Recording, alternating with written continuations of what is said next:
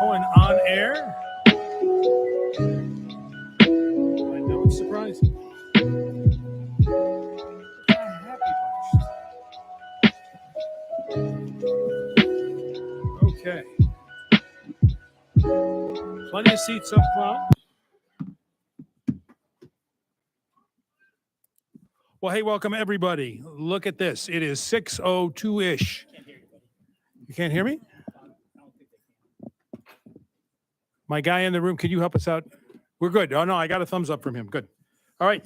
Well, welcome everybody to the May 18th, 2023 Windsor Unified School District regular board meeting.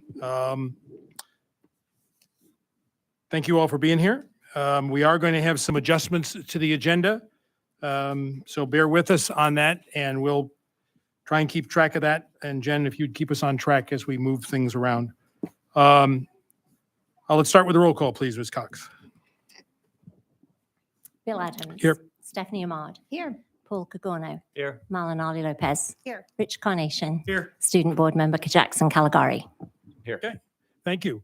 And as it is his last meeting, I would ask that our student board trustee, Jackson Caligari, stand and lead us in the Pledge of Allegiance, please. I pledge allegiance to the flag of the United States of America and to the republic for which it stands, one nation, under God, indivisible, with liberty and justice for all. Jen, have we announced the results of the student board member interviews? We are. Okay, thank you.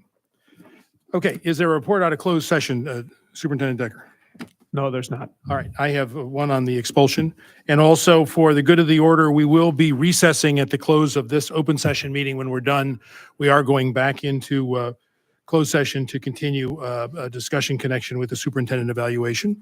So if I do say adjourn, please stop me. We are not adjourning when we leave here. We're recessing and going back across to our conference room. One report out of our closed session regarding student expulsion case number 042423.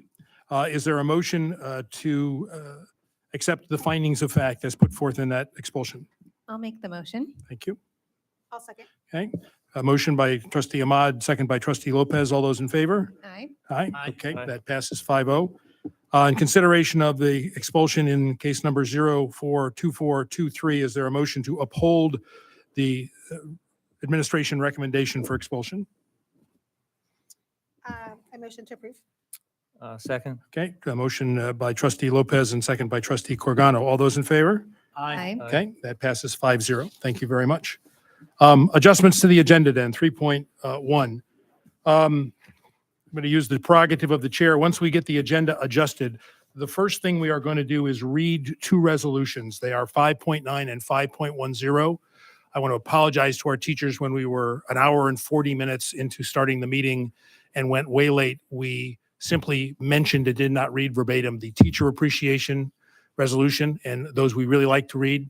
And we're now getting also to classified appreciation week. And so we'll read those first before we go to the recognition of retirees, if we might. The other, with the indulgence of the board, I would like to move the superintendent's report, item 3.6, to have that conducted ahead of public comment number 3.4. And just for the good of the order, the reason is many of you, I think, are here, have some questions about developments at Cali, and the superintendent can address those. So when you make your public comments, you won't be making them and then having him respond afterwards or talk about developments. So is the board all right with that, to do the two resolutions, 5.9 and 5.10, when we get done with this, and then moving the superintendent's report to ahead of public comment? We see a consensus for that? Okay, great. President That's- Adams, we have two more, we have some items that we want to table. Oh. What numbers were those, Pete? 4.6 and 4.9. It's 4.6 is the well job descriptions and 4.9 is the accompanying well MOU. Okay, again, we will table consent items, Madam Vice President, 4.6 and 4.9. Okay, great, thank you. Anything else? This is how we streamline the meeting. Cool, thank you very much. With that then, do we have another copy of the teacher appreciation resolution? Is it?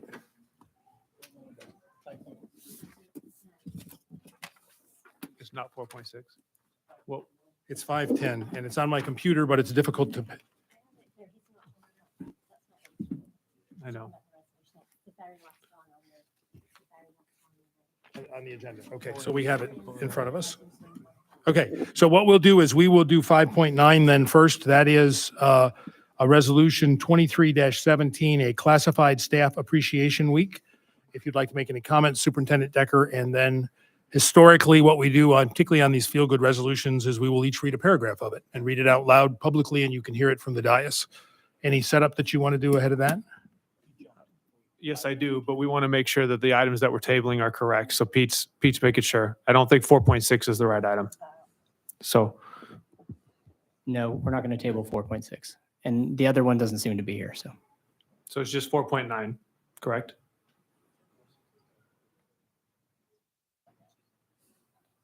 Correct. So we're Just 4.9. We're not tabling 4.6. Okay, thank you very much. I'm going to write that's back on. Yes, ma'am. 5.9, the one you're going to use now, Yeah. is the resolution that passed last time. So Yes. it's a roll call after, but not after 5.10. Okay, could we get a copy of 5.10 so that we can share it if somebody needs to go across the street or something to get it? Needs somebody to print I it. think we can do it off of a computer if we want to pass. All right, what we're going to do is use trustees Corgona's computer. Thank you. All right, good. So if we might, trustee Ahmad, if you would start, I think each of us will read, how many are there? There is 5. We're going to do 5.9, the certificated. I'll pass the paper from one to the next of us. And this is appreciating certificated school employees. That is Yes. classified, I think. Or classified school employees, sorry. Okay, whereas The education of our youth is imperative to our society, state, nation, and world, and classified employees in our school districts, community colleges, and Windsor Unified School District are the backbone of our public education system. And Whereas the classified school employees of Windsor Unified School District provide efficient and effective support and ancillary services that are essential ingredients to excellent teaching, sound administration, and high student achievement.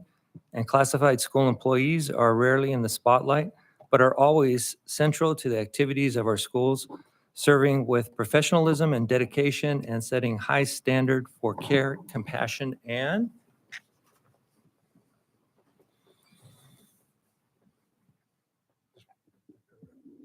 Whereas many classified school employees serve as paraprofessionals, providing direct assistance to certificated staff in the classroom and giving students the individual attention and support they need to succeed academically. And other classified employees perform vital clerical, transportation, food service, office support, and many other functions that sites, district offices, and county offices need, and which provide many students with important educational and health-related services. And Whereas even our system of public education depends on classified employees to serve students and staff, they often work in challenging circumstances and with diverse talents and true dedication continue to nurture our students and support their colleagues. And the fourth full week of May is designated Classified School Employee Week by the state of California. That's the Dan. Oh. He gets the last word. There you go.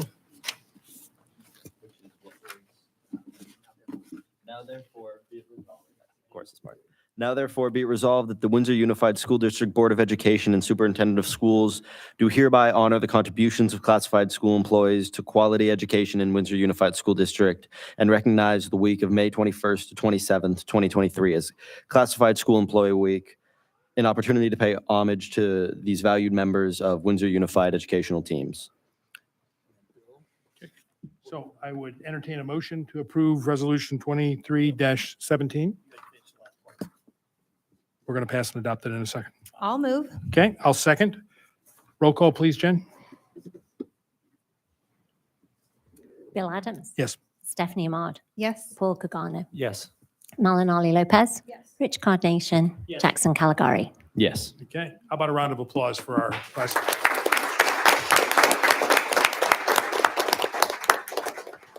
Thank you very much. This will be a little bit more gymnastics, perhaps, if you could start, and we'll do one each. Yeah, we can pass yours down. Two each, yeah, is fine. Yeah. Okay. So this, what we are doing is we're reading what we actually passed last April for our certificated teachers, and so we will not have a vote on this. We've already passed it. but- And this is the Windsor Unified School District Governing Board of Trustees declares May 2nd, 2023 as the Day of the Teacher. Whereas education is the most vital activity we as a society undertake to ensure the well-being of the nation, and whereas education is dependent in large part of the talent and commitment of teachers, and Whereas teaching is a profession characterized by skill, knowledge, discipline, tenacity, and creativity in the delivery of instruction. And whereas teachers are a source of caring, concern, understanding, empathy, and warmth. And Whereas teachers deserve widespread recognition and gratitude for their performance, and whereas teachers at Windsor Unified School District exemplify all of these qualities.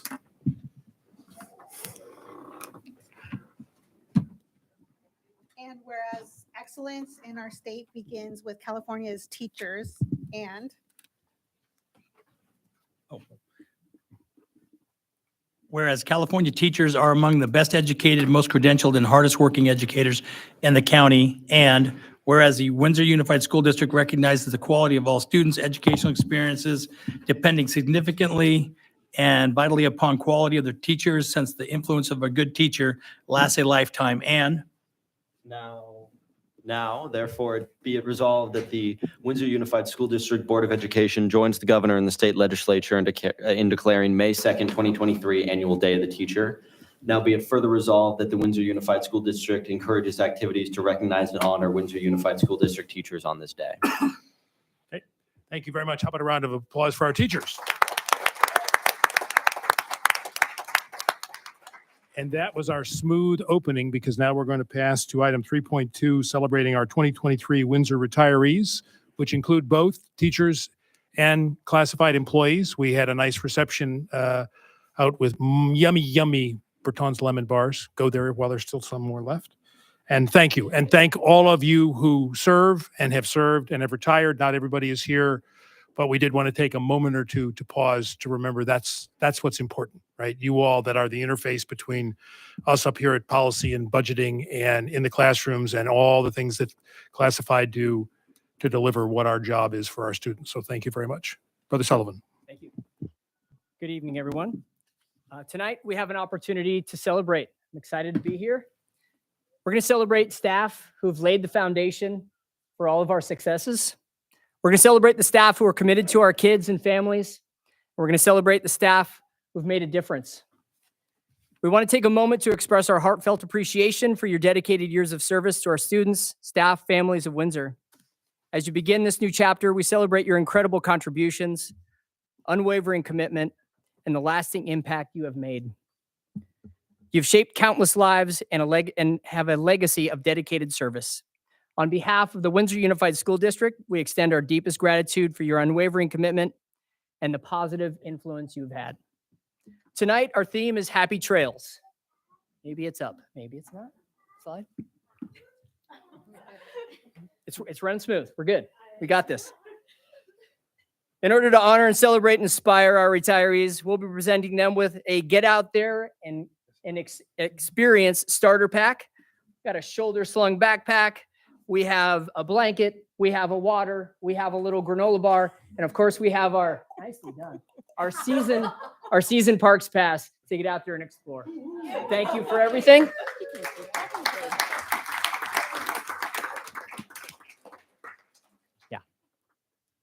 And so we're going to start with each round. And as the slide comes up, we will have a variety of different people come up and say nice things about these awesome retirees. Do I need it? Sure. Let's go. I think I know it's Patty Dearth. Come on up. Oh, I'm sorry. It's Mary Harris. Somebody switched it up. Mary Harris.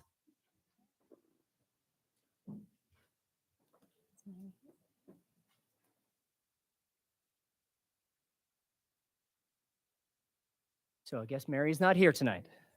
We will move forward. I didn't work with Mary. Patty Dearth. Come on up, Patty.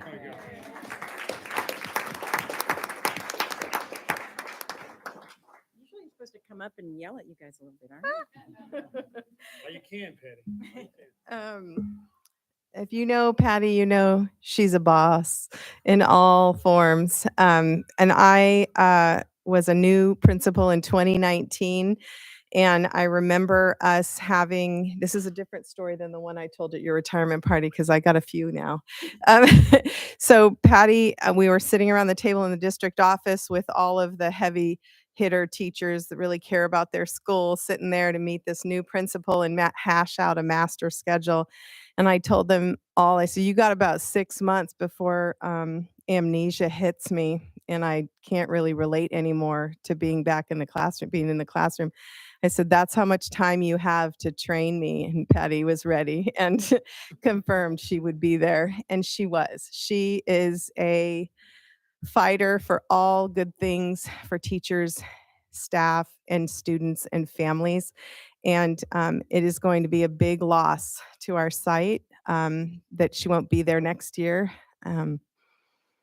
Big loss for me because she stands by and makes sure that we do things together. I was never left alone to do anything at this site. If anything failed, Patty was right there, and I love her and appreciate her and plan on having a long friendship. But we're going to miss you. We're going to miss you hugely. So thank you for everything.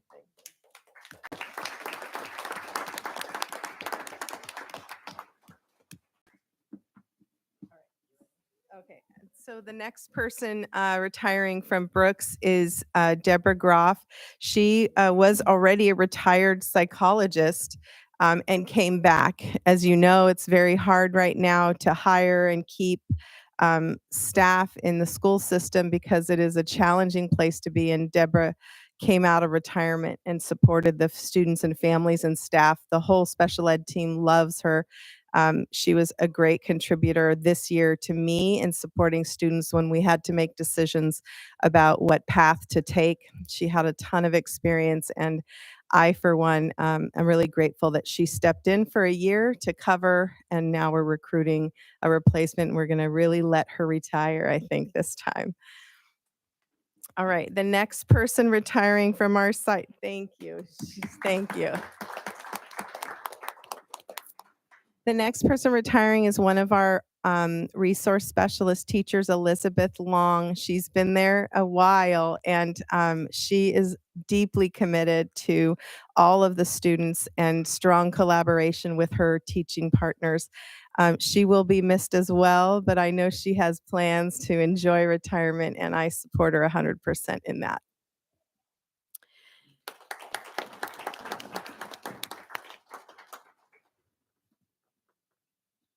And finally, Danielle Howard, one of our long-term paraeducators. She supported as a yard supervisor.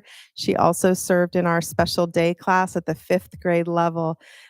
She had a grandbaby and made a really sweet life choice to retire and spend some time. We were really lucky to find a replacement, but she definitely is missed at our school site. So I send well wishes to Danielle. I know she's really happy right now caring for her grandbaby.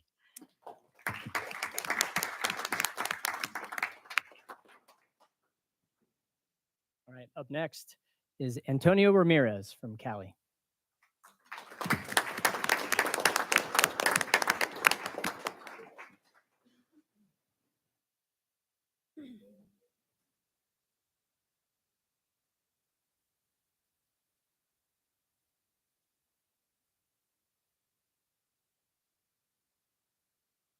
I was making sure I had one of my important details in order. Antonio, this man is so special and has been for about 15 years at Cali.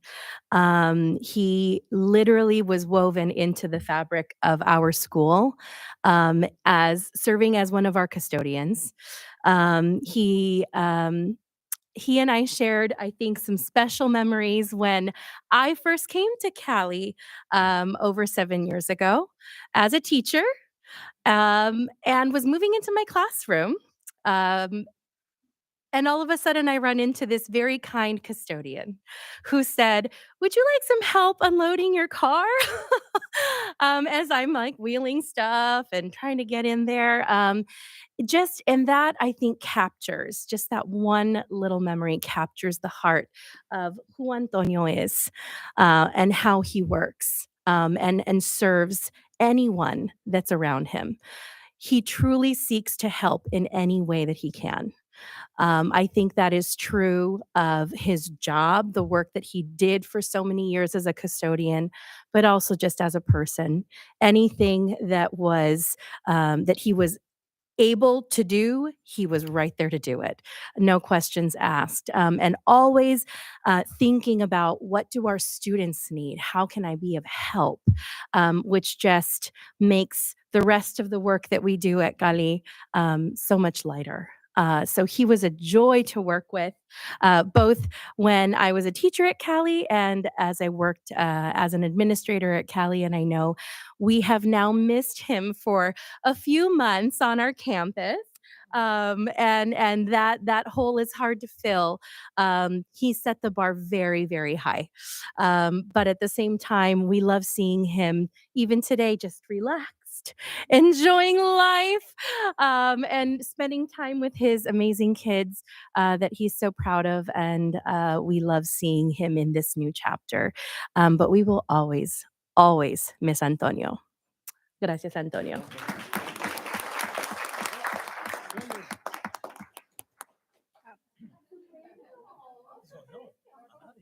Yeah. Right, up next is going to be a slew of Windsor High School retirees. It's not Brian's fault. They wanted to retire. But so Leslie is not going to be here tonight. She emailed us earlier. She's unfortunately ill, so she will not join us this evening. So we will start with Jennifer today. All right, Jennifer, come on up.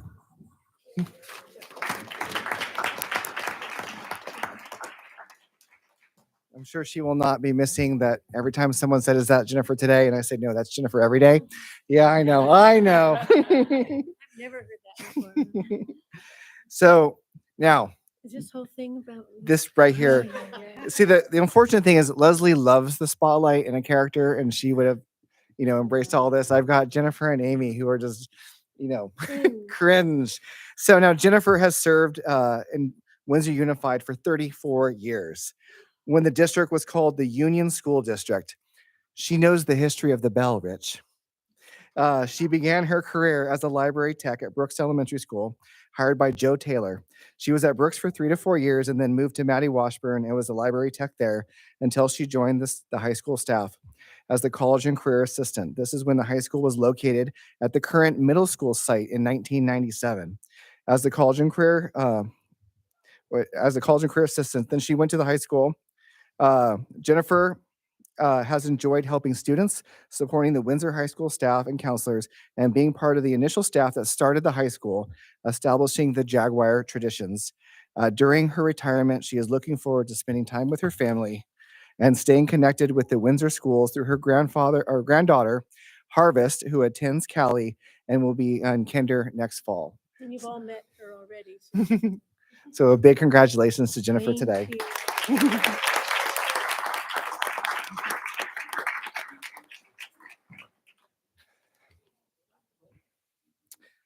Next up, we have Amy Cortez.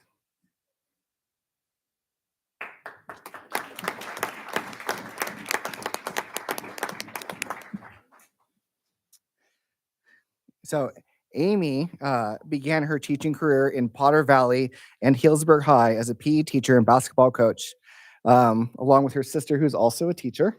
Amy was hired by our district in 1989, and she was a member of the original team of teachers that founded Windsor High School.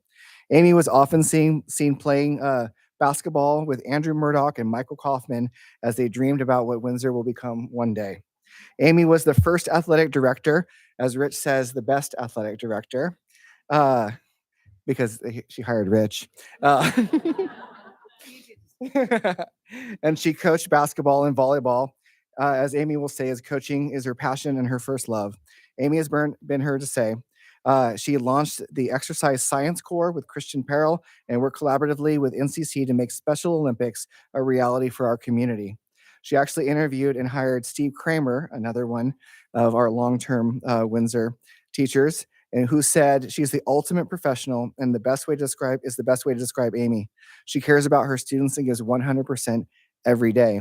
During retirement, Amy plans to spend time with her mom, family members, travel to Europe for her first time, and maybe just coach a little bit. No? Okay. All right. Thank you, Amy.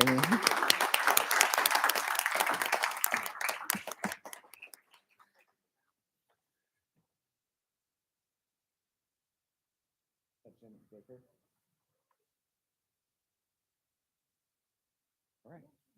Is Jen here? Oh, you're here. You want to do this one? No? Okay. Just don't fight over me. All right.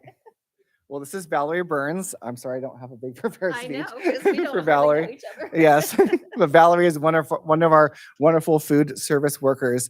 And a lot of you may not realize that over the last couple of years, we went to 100% students were able to get free meals. So Valerie and her crew just definitely put in the work to make sure that every student had an opportunity to have a nutritious lunch every single day and a warm smile. And we so appreciate everything that you've done for Windsor High School and for Windsor Unified. Thank you. Thank you.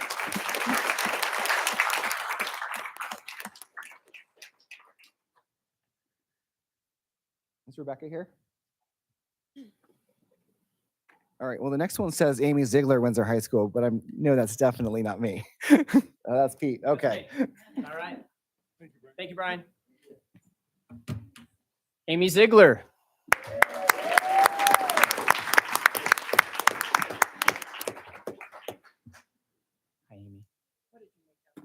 Oh, no.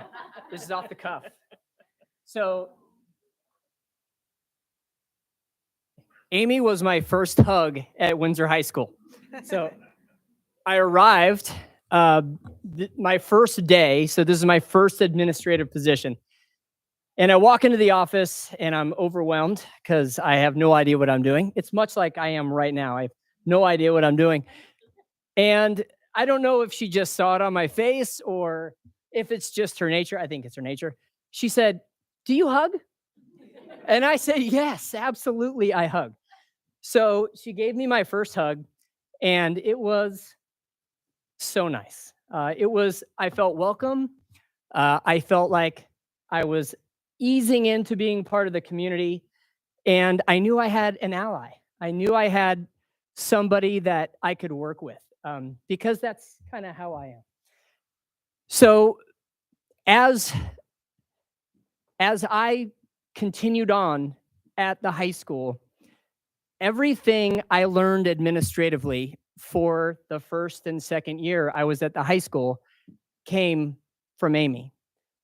If I knew anything about facilities, it's because I downloaded it from Amy. Testing, my first year. What is this that I'm trying to do here? Excel, she had me navigating Excel sheets. I'm not the pro that she is, but I am at an advanced level now, thanks to Amy. There wasn't an aspect of what I did at the high school that wasn't influenced in a very large part by Amy. And I know because of who she is, that's how a lot of kids felt when she was their math teacher at the high school. I know that's how a lot of her colleagues felt at the high school because I worked with them and we talked about how amazing she was, her capacity to do just about anything and keep it all up here somehow. I would have a list of notes after a meeting and she would be able to spout off each and every fact, mostly figures, easily every single time. And to have that person as your ally, to have that person as your colleague is a huge value, especially if you're a first or second year admin. So I personally want to thank Amy for everything she's done for me, but also for everything that you've done for Windsor Unified School District. Thanks, Amy.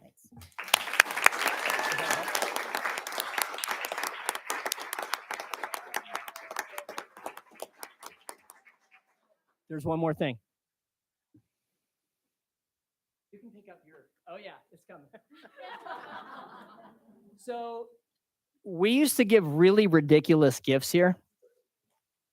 And I promised Amy at one of our meetings that this was going to be hers. So yeah, at one point we thought this was an appropriate retirement gift. And so I know she has grandkids. This is going to keep you all up.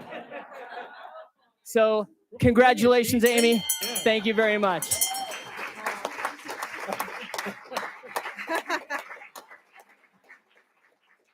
My grandkids are the ones in the back making the noise.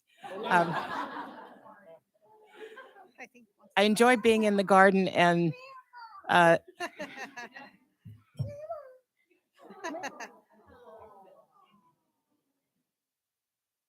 I was out in the garden and my husband had made dinner and I wasn't too interested in coming in. I'd rather stay in the garden. And I made a joke about needing a bell like this to hang at the back door so he could let me know when dinner was ready.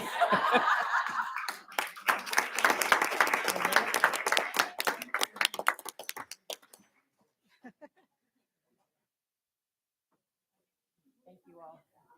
Thank you, Amy. Thanks, Amy.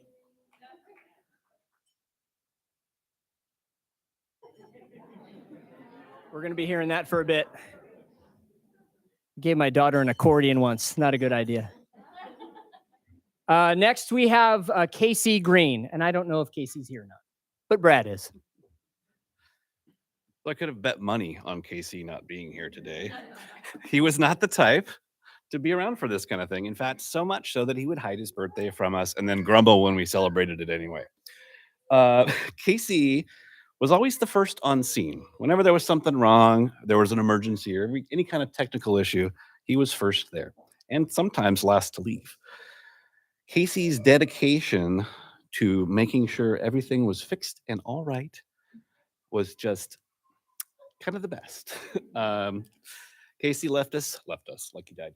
No, Casey retired 6 months ago, and we have still been trying. We've just basically filled the hole with a new person, and we've had a real hard time filling his massive wealth of knowledge. He's been with us for 17 and a half years and still claims to be opening doors he's never been into before. Let's see what else. I took my glasses off so I cannot see my notes. He's been through us from Napster all the way to Spotify. He's been, I think when he started, I'm not even sure if we had Palm Pilots, but now we're on iPhones. And he begrudgingly has the oldest iPhone possible. He is the kind of person that likes just a few years old technology. In fact, the computer he preferred to use was a 2012 MacBook Pro, and that was the one he really wanted to use. Anyway, Casey will be missed, and at this very moment, he is building his dream outdoor kitchen in a cabin that he's got up north. So hopefully he'll be tuning in and seeing this at some point.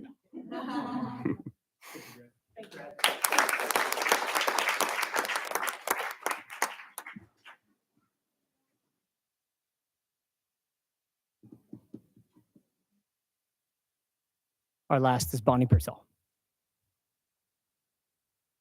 All right, so I'll be doing Bonnie. As most of you know, Bonnie was my assistant slash administrative analyst for the last, since I was here, but she was long before that, and she's had 22 years in the district from her hire date. So she was a backbone of the district for sure. She was meticulously detailed. She was tough. She was assertive. She was direct. She was all that, but deep down, she loved helping people more than anything. She was always someone that no matter who they were at the school sites, they could call to for help. And she was going to be there to help answer it and walk them through how to do it. And she loved that, whether she'll admit that or not. She can't be here tonight because she is actually out on vacation drinking wine, which she and I just had a glass the other night. So she hasn't stopped that. She will be spending her retirement. Yeah. She'll be spending her retirement in her garden, where she's constantly now planting new things and trying to convince her husband not to move to Idaho. So Bonnie will be missed, and she had to deal with a young, quirky CBO as her final year before retirement. So I will be forever grateful for Bonnie.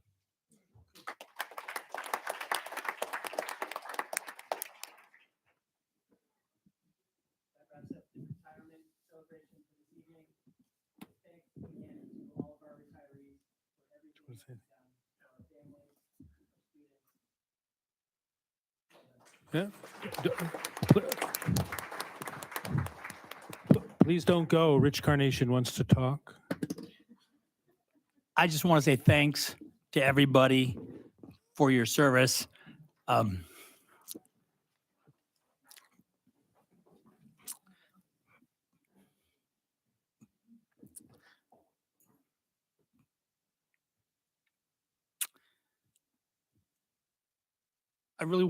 I thanked Amy Cortez.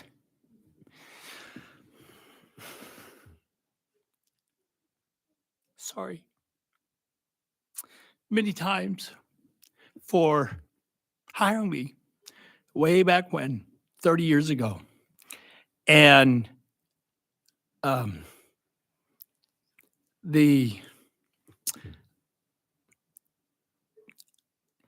Amy was one of the people that started the trajectory of our high school soaring. All the positive and wonderful things about our high school and the spirit and the culture that's there of doing things the best, of doing your best. And then when you get to your best, then there's a little bit more you could go to. And that was her. There isn't a lazy bone in her body. She is the ultimate beginning dream builder of what our town could be, of what our high school could be. And when I say of what it could be, that means what it could be for each and every kid that's come through our school and what they could be and reach their potential. And, you know, as P was mentioning, she hired Steve and and she hired me. I've joked with her about that right in the middle of my interview. I started laughing. I did everything you're not supposed to do in an interview because I'd never been in an interview before. I never had any jobs I ever had. I did myself. I think I did one, but the guy kind of begged me to come work for him, so that didn't really count. But I'm sad because she's retiring because I feel like we're all getting ripped off. If Amy could live to be 200 years old, then she should come back and have to be here longer, not work longer, just be here. Her spirit, her enthusiasm, just every cell about her. I love her to death. I'm going to miss her a lot being around school because, now that I'm not coaching, I don't get to go by the school as often, but when I go by, every time I'd see her, it's just like seeing your favorite cousin that you don't get to see except for at reunions very often. But anyhow, I just want Amy to know, and I want everybody that's on whatever these things are that you're all out there in the internet world to know that Amy Cortez was the best of the best, is the best of the best. She is the star of our school. She set a standard that everybody's tried to attain and reach. I am forever grateful. I'm thankful for all the sacrifices that you've made for everybody along the way. And I could say a whole lot more, but I don't want to. I just want to say that, Amy, you're the best. I appreciate everything you've done. I think everybody does. And I want you to know that you have made your mark in this world. And there's just thousands of people that are grateful. And I'm one of the most, because my life would be very different had I not met you. And so thank you.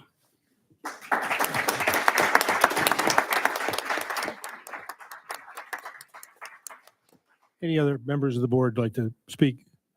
I'd like to again thank all of you. That's why we read those resolutions beforehand. Antonio and food service and people who helped those children. I remember, Antonio, when we did a drive-by graduation at Cali a few years ago, and you had all of us out there with our fancy gowns on saying, don't stand here, don't touch that, don't go in there. I don't think we broke anything. So, and just for the folks at the high school, as we get our kids all the way through with our 4,600 and some change students that we have now, I was working on a couple of welcoming remarks. I had to send to the translator for the graduation. And in talking about it, it's our 25th graduation of the high school. And right around now, maybe the end of last year, I'm thinking this class, maybe in the next year, we will graduate our 10,000th student. So thanks, everybody, and well done. Appreciate it.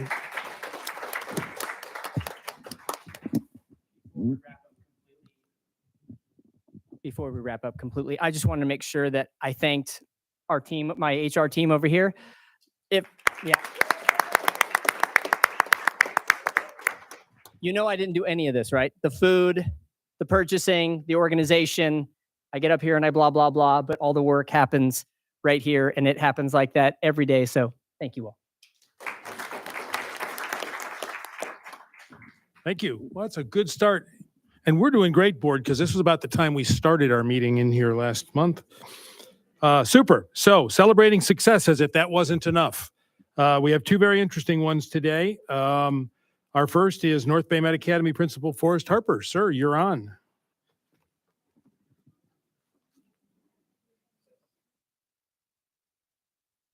Hello, everybody. Hello. Check. There we go. Sorry, I'm a little shorter. So I just wanted to come in and give you some updates on a couple things that have been really positive recently. So I figured you would all want to know about it. So if you remember at January 19th board meeting, I came and did a presentation about WUSC. I told about the WUSC process, the report, the visiting committee, and things like that. They come out, analyze the school, and the school either gets no accreditation 1 year, 2 year, or 6 years. Well, we just got word, and it wouldn't be called celebrating success if we got no years or 1 year. So we got 6 years, and so I'm really happy about that. Thank you. So our visiting committee wanted to highlight that we got highly effective in school governance, professional development, parent community engagement, and school culture and environment. So I want to let you know we just got that word not too long ago. And then also one of the Sonoma County Classified Employees of the Year is a North Bay Med Academy student advisor, Macias dos Santos. So there are 7 different categories you can be Classified Employee of the Year, like health services, administrative assistant, and Macias got it for security services. So I went to the ceremony with Pete and a few other people. We actually had 3 people nominated for Windsor Unified School District. 2 of them won their category, the other one being Jenny Alvarez at Mattie Washburn, and she got it for health services. So it's pretty cool. 2 out of the 7 classified employees of the year for Sonoma County are from Windsor Unified. So I wanted to give you that good news. And then the last good news is Sonoma State does an Educational Innovation Award. It was previously known as the Jack London Award, and it celebrates really successful, innovative, awesome programs and people in the county. And it's not just Sonoma County, it's those 6 different counties. So Marin, Napa, Solano, Lake, and Mendocino. And out of all of those counties, all those schools, there's 1 secondary winner, so from high school and middle school, and 1 elementary school winner, and then 1 honorable mention for all of the different schools. And North Bay Med Academy's Writing for Focus program got the honorable mention. So it's pretty cool. We got it for our Writing for Focus program. Outright is a nonprofit organization that donates bikes and curriculum to schools. And the idea is you get students on a bicycle and get them moving and exercising first thing in the morning. And that gets out a lot of excess energy. So it's really great for students who have a lot of ADHD or kind of anxiety issues, and it gets them focused, gets them moving. And we won it. It's pretty cool. There's this program has 50,000 students doing it across Canada, Canada and the United States. We're the only program in Northern California that has it. And so if you go onto SSU's website, you can see our video there and you can watch our video. And just wanted to let you know kind of the cool things that North Bay Med is being kind of honored for. This could have been an email. I could have just sent you an email, but I wanted to, show you the pictures and come and talk to you in person because this is probably going to be my last time doing a board presentation. So I just wanted to come and say thank you for welcoming me to the district and, being so awesome here. And I just want to say thank you for supporting our alt ed programs, North Bay Med Academy, Windsor Oaks Academy. Those schools have really grown and thrived in the past 3 years, and it's really due to your support and also the district office support. So thank you very much. Thank you, Forrest. Any questions or comments by the board for Forrest?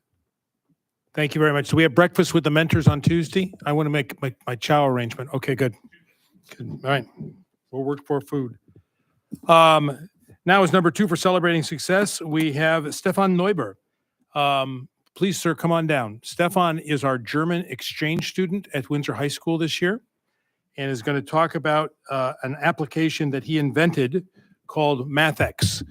And Mr. Williams is coming up, so you do not, sir, sell yourself short because I know this has gotten attention in Washington, D.C. I had the honor at Project 23 a week or Thursday, spent some time with Stefan, and really, really pleased you can come to talk to us. So the floor is yours.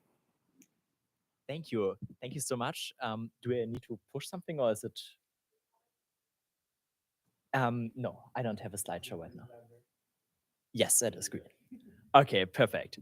Yeah, so first of all, thank you so much. It's a great honor to be here. And yeah, I'm so grateful to be here, not just today in this room, but in general, like as an exchange student, I've had an amazing time here so far. I've been here for 9 months already, and it feels like 9 weeks or even shorter than that.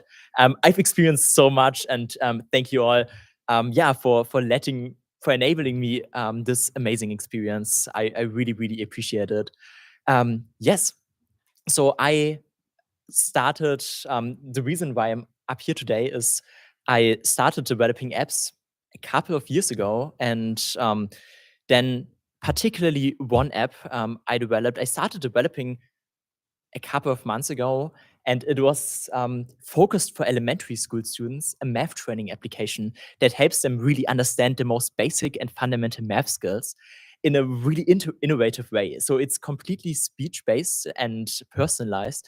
It adapts to problems based on the strengths and weaknesses of each student, and then even enables teachers to see their students' learning progress and assign homeworks directly through the app. So I had this idea for this product, and then I just started developing it. And after more than 300 hours of development, I was actually able to release this application, and it's just a pleasure to see that it's already been used by hundreds of students from over 50 different countries all around the world. And that was just like an amazing feeling to see that something that I just started creating in my bedroom was actually used by people all over the world. And then I just heard of some competitions that were available while I was here in the exchange year. And so in the end of last year, I submitted applications for 4 different competitions, not expecting much. Maybe I thought maybe I would get like a chance to present somewhere, and that would be pretty cool. But I would have never imagined what happened from it. And I was actually able to win all of those competitions on the highest level of each of those competitions. And this enabled me to have amazing experiences. For example, I was invited to the South by Southwest EDU conference in Austin, Texas, to present there on stage at the final of their international student startup competition. And I also won the Congressional App Challenge for our congressional district, which is considered the most prestigious prize in student computer science, which was just amazing. So I was invited to go all the way over to Washington, D.C. and present at Capitol Hill, and had the great honor to talk to Jared Huffman, and had just an amazing experience, and this enabled so many really great opportunities. So thank you once again, and thank you so much for letting me and all the other exchange students go to school here and having those amazing experiences and opportunities. Thank you. Stefano, don't sit down. So you've certainly set the bar high for the class that comes in here in a few months. Share with us a little bit. You and I talked a little bit when I was over at the high school looking at your exhibit. Tell us what your plans are when you get back home to Germany, and where you'd like to have this skill and drive that you have take you in the next few years. Yes, so I'm going to go back to Germany next year and attend college, at least undergraduates, my undergraduate degree there. I haven't quite decided on which college to go to in Germany.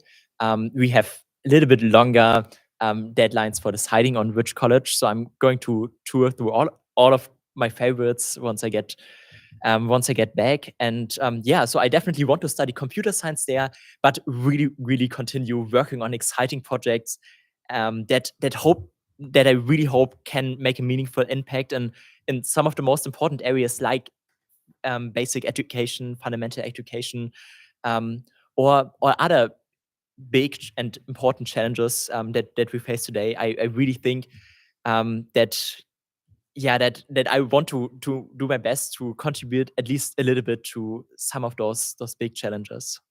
Thank you very much. Mr. Williams, did you want to say anything about Stefan?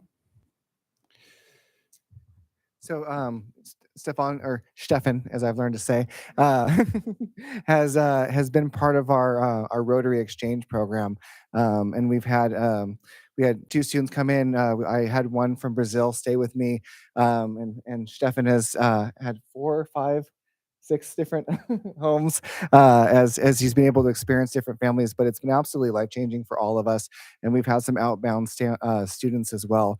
So this is just my plug for any time you hear about Rotary Exchange. They're always looking for support. They're always looking for homes.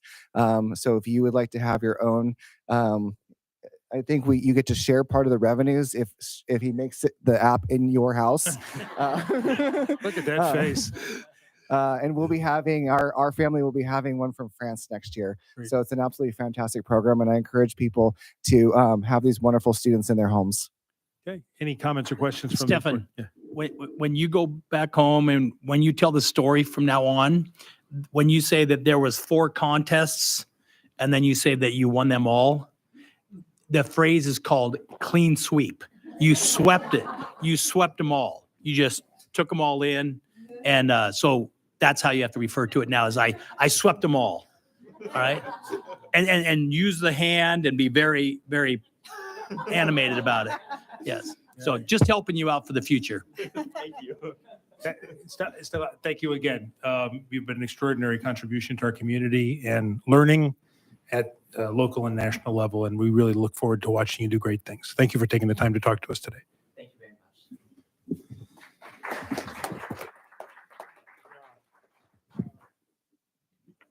much. Okay, so we have moved ahead of public comment then, item 3.6. So Superintendent Decker, if you could give us the superintendent's report, sir. Sure. I'm going to start off with some donations that we received. So first, the Lytton Rancheria donated $30,000 to our high school, specifically for weight room.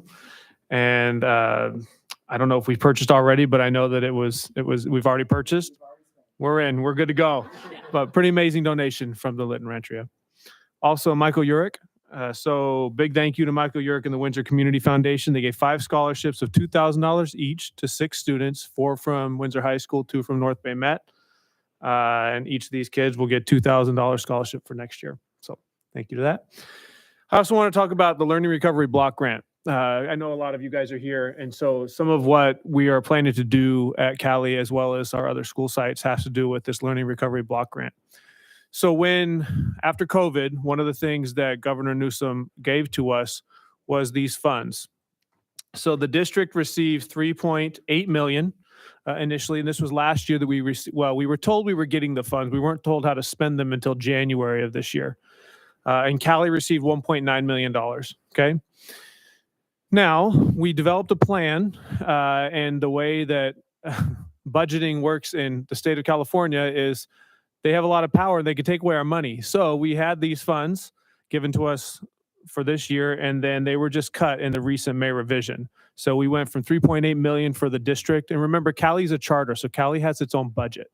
So 3.8 million for the district became 2.6 million for the district because of the proposed cuts. And Cali went from 1.9 million to 1.5 million. Now, why am I saying all of this? It's because when we decided how to use these funds, so these funds are supposed to be used for, I'll just read it to you, support academic learning recovery and staff and pupil social and emotional well-being. That's what we can spend the funds on. So where we decided, and I'll start with the district and then I'll go to Cali, okay? We looked at a few different things. So at Maddie Washburn, we currently have 1 counselor, 1 student advisor. And what we have done is we're actually going to add a 2nd counselor. We're creating essentially a new wellness center. So we've talked a lot about the wellness centers at the high school, and it's a space for students to go to get support. I'm just going to leave it at that as a very generic definition of what a wellness center is. In the high school, you self-select. You choose to go there on your own. You're old enough to make that decision. At Maddie Washburn, we're selecting. So we're going to have this counselor who is kind of in this space to make sure that students can get the supports that they need. But in addition, we're also adding what we call elementary behavior support aides. We're hoping to. Still have to be negotiated. We've been working this through with CSEA for some time, and we're hopeful that these positions will be approved soon. But what these elementary behavior support aides will do is we have a lot of behaviors that we've never seen before in school, or not that we've never seen them, but not at the level that we're seeing them right now, and especially with our younger students. And so I talk a lot about the difference. We don't always have a discipline problem, but we do have a behavior problem. And a lot of times these kids just need some support. They need an adult to teach them some coping skills. They're not hitting somebody in the face, but they're defiant because they don't want to do their work and they're throwing it on the floor. And then what's the teacher supposed to do? How do they support that student as well as the other 23 students in their classroom? So these elementary behavior support aides would be there to assist these grade levels. So at Maddie Washburn, which is where we're talking about right now, we would have an extra person in TKK 1 and 2. They'd be available to that grade level team to make sure they're helping these students who are having rough days. So that person might stay with 1 kid for the whole day. They may work with 7 kids in one day, 20 kids in a day. It depends. They're kind of dispersed by that grade level team to decide where they're going to go. We'll provide professional development for these individuals as well. Then I'm going to move over to Brooks. So with Brooks, we currently have 1 counselor and we also have a student advisor. So similar to what we have at Maddie, But Brooks has some different needs. So at Brooks, we're looking to add a dean of students to support with a lot of the behaviors and discipline issues that are present at Brooks. Also going to provide professional development. We've talked about zones of regulation, which is a type of PD. But then I'm going to move on to the middle school. So the middle school, we have 2 counselors, a student advisor, and actually 3 student advisors, really. One of them is 3/4 time. So there, we're going to add another counselor, and really they're going to work with that student advisor team to provide some wraparound services for those students who are struggling with their behavior. And hopefully we can get them some counseling services to give them the coping skills, give them the strategies to deal with some of what they're dealing with so they can have better behavior. Okay, so that, these funds don't last forever. This is $2.6 million, but we're hoping that initially we had 5-year plan, right? Because we had the funds to do a 5-year plan. We've scaled that back to 3 years, but we're still going to provide the same services that we had planned for, but for less years. And the idea is a lot of these behaviors are due to what happened during COVID. Kids came in, they simply don't have the same coping skills that we would hope they have, maybe the same maturity level that we had hoped they'd have.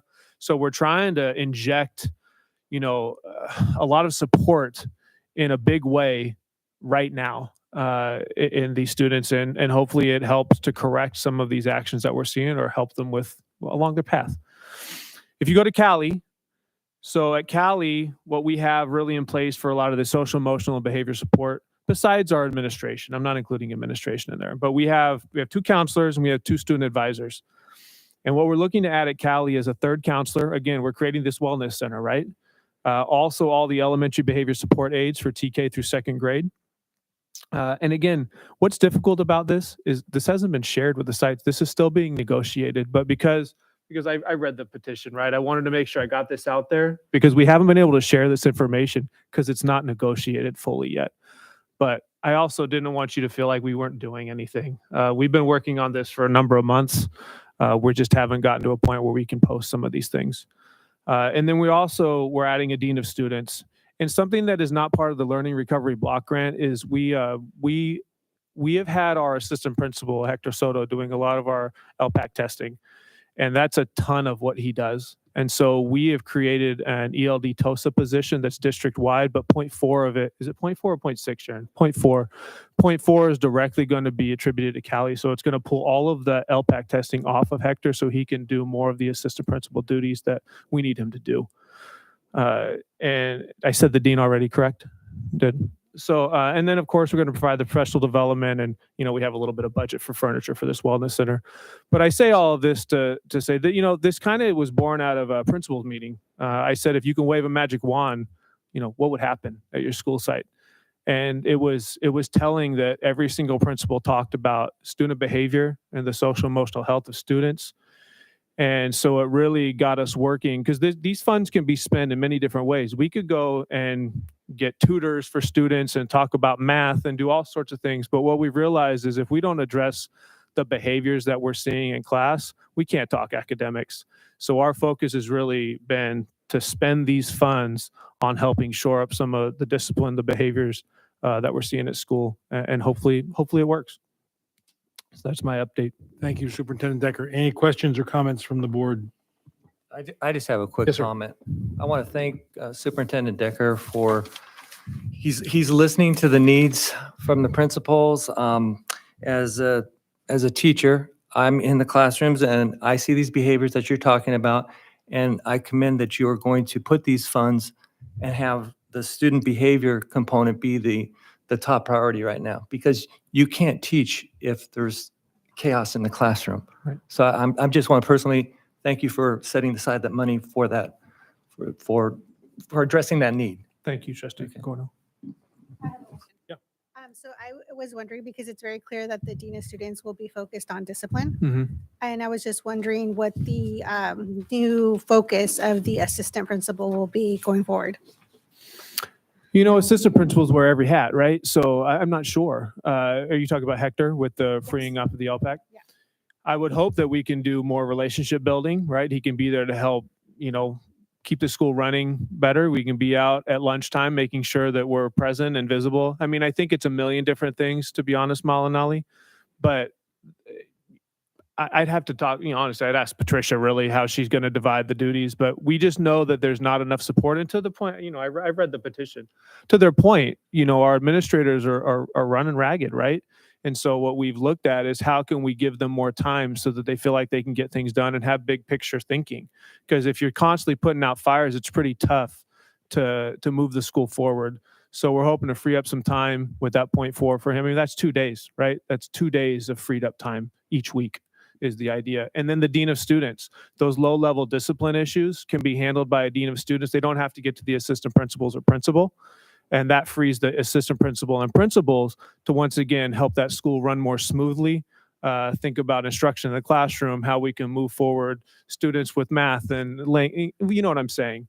So, and I don't know if I answered your question fully, but that's That's a good okay. response. Thank you. So just for a point of reference, we have the grant, which is going to infuse some of these additional positions. I think we've identified the need, and thank you, Paul, for your always that insight. You're still doing that up there in Cloverdale, and you give us the barometer of it. But 3 years from now, are we going to see a vacuum such that we now need to adjust or consider adjusting budgets so that we don't get used to spending this money? It's a grant, and then it ends up at a cliff and it stops, so that we would just kind of, to get us all thinking about it, it's not an insignificant amount of money and several $1 million to start to think about how we purpose and program that with you and Austin and Sharon and Pete about that I'm optimistic it'll bear fruit, and it'll be something, yet another thing that comes from one-time money that we want to look to say, gosh, we better fill this, and our friends at the state now stop sending money for it. So just as an observation, it's clearly a need, and we're going to have to start now thinking, how do we weave that in our planning? And so I just wanted to be able to say that, because thank you for your proactive approach to that, but also I don't think about this year. I think about what are we doing in 2027, right? And just because we've got to be thinking that way, and this is one of those areas where essentials are going to start to be addressed, knowing that the bank account's going to run out. And there's one thing about this that I didn't share. We've also applied for 2 grants, $750,000 a piece, that would provide even more social emotional support for our students, has to do with counseling.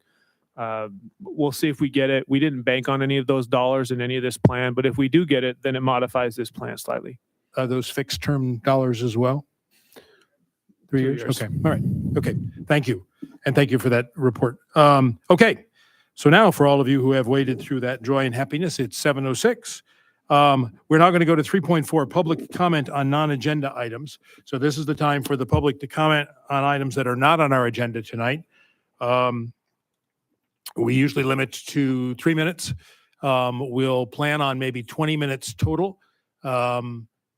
What I'd like to do is beyond the issues, and we have seen information on the petition from Callie that is not on our agenda. So we cannot act on anything that's mentioned in public comment, but that's why I wanted to have Superintendent Decker at least bring you all up to speed, which he was bringing us up to speed, over the course of the last few days. So please think, if you were going to say something and what he has said has addressed some of those or changed some of that information, please bear that in mind. I can tell you more than once I have been here and people come with a beautiful script that they have prepared. It was like, well, did you just listen to what we're actually doing?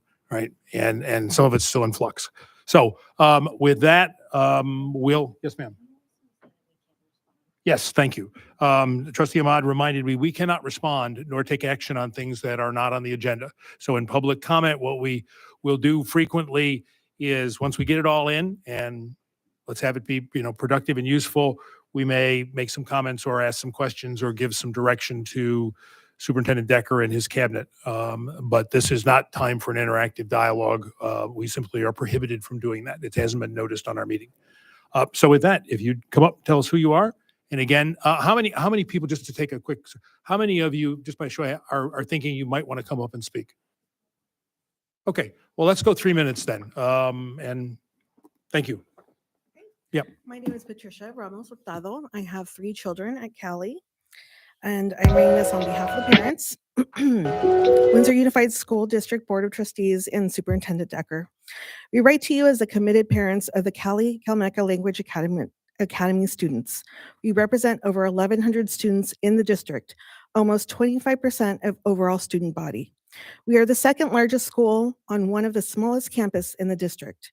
We believe in the dual immersion program, and each of us is here by choice. Going through the aggressive application process to gain a spot for our children to receive this unique education, an education which sets them up to be not only bilingual, but a bicultural and biliterate member of our global community. We are passionate for the success of our children, and that is highly dependent on the success of our school. With that being said, we are deeply concerned with the trajectory our school is trending in. In the last 5 years, we have had 3 principals and 3 vice principals. Each has been dedicated to our children, however, have not been able to give the resources to be successful long term. The burnout is high. The workload is overwhelming, and it is not surprising that we continue to lose good staff and administrators to positions which allow them to feel successful and balanced with higher pay. The needs of this unique student body require more than the district is providing in the terms of resources, staffing, and support. From our perspective, some of the areas of the concerns are inconsistency at the administration level. The top leadership team matters to the success or failure of the school, and the district needs to focus on the recruitment of a strong leader who can handle unique issues from TK to 8th grade. Also, the administrative team needs to grow to be able to keep up with all the behavioral issues and have capacity to focus on preventative measures to mitigate new issues.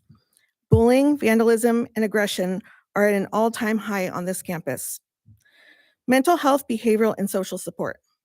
No one anticipated the pandemic, and surely no one could anticipate the effects it would have on our children in the aftermath. The ripple effect is happening, and the support on the campus does not meet our children's needs. Immediate increase in counselors and counseling programs on campus needs to be prioritized. Seeing a child in crisis one time a month doesn't address this issue. And what about the children on the edge, but not in crisis? If we do not focus on the preventative measures, then we just perpetuate the need for them indefinitely. Teachers. Class sizes are too large, and lack of properly trained dual immersion teachers cause the entire program to struggle. While staff may be teaching to minimum state standards, the high caliber program which Cali has been known for is suffering, as teachers are stretched too thin and juggling the behavior and extreme number of students in their classes. Program expansion. While we believe in transitional kindergarten program and support any opportunities for early childhood education, we can't help but worry about whether the school is growing too big, too fast. We need to improve and stabilize what we have before acquiring another cohort of students and expanding the student body further. We request the school board engage in a nationwide search for the Cali principal to recruit and hire a top administrator who is experienced in dual immersion programs, has proven leadership with both primary and secondary student bodies, and strong staff development skills. Further, we request an increase in additional administrative support by adding another vice principal on campus to assist the staff team to address behavioral, emotional, and educational support for students.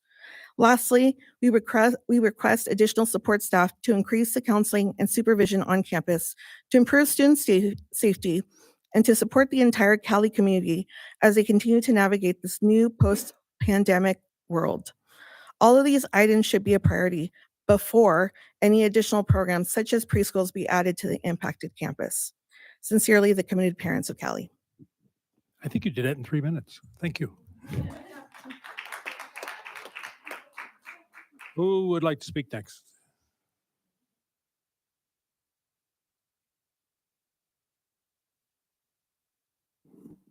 Hello, my name is Melissa. I'm also a parent of Callie.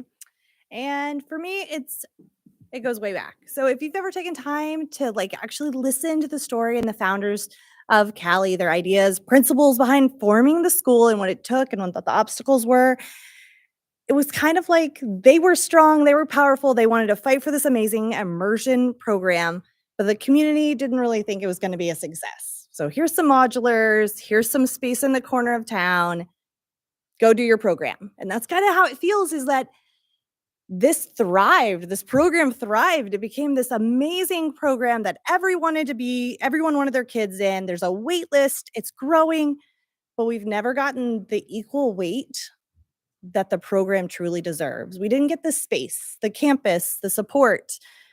And I got asked if our school is a private school. People in town don't even know that it's a charter school. It's kind of embarrassing that we in Windsor have to explain that it's a charter school, that this is where their funds are going. So they just think that we're all paying for this out of our own pockets and that it's actually part of the community. It's something that we benefit from, the whole town benefits from. And I think our communal attention needs to be properly awarded to it. One that I think our Cali school deserves its moment to like be in the spotlight and kind of shine. So some of us remember what it was like before COVID, and it really was a great program. And we all know that COVID shook everything up. I work in healthcare, trust me, I know. Okay, it grounded us all, okay?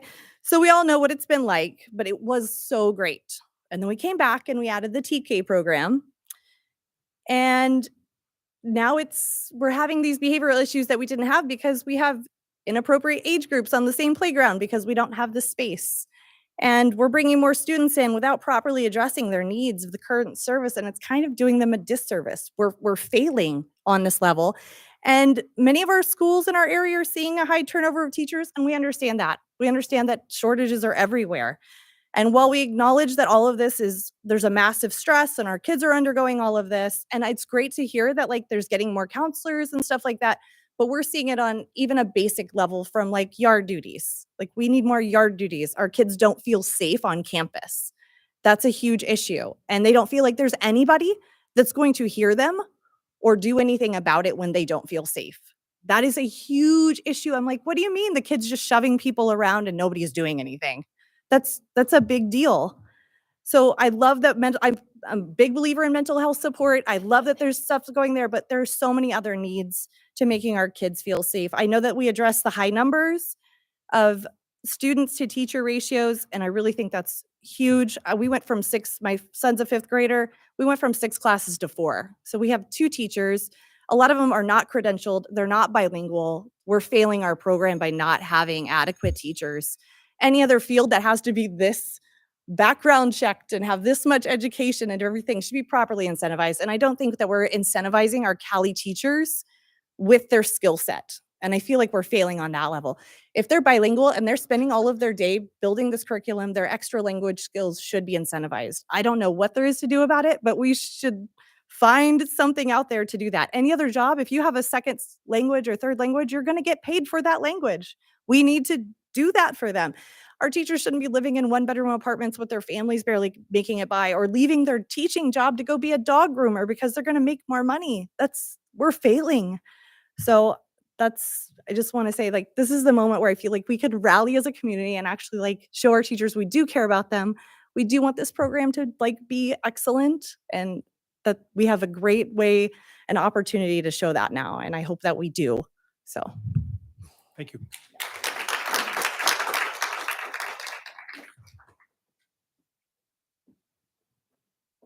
Anyone else?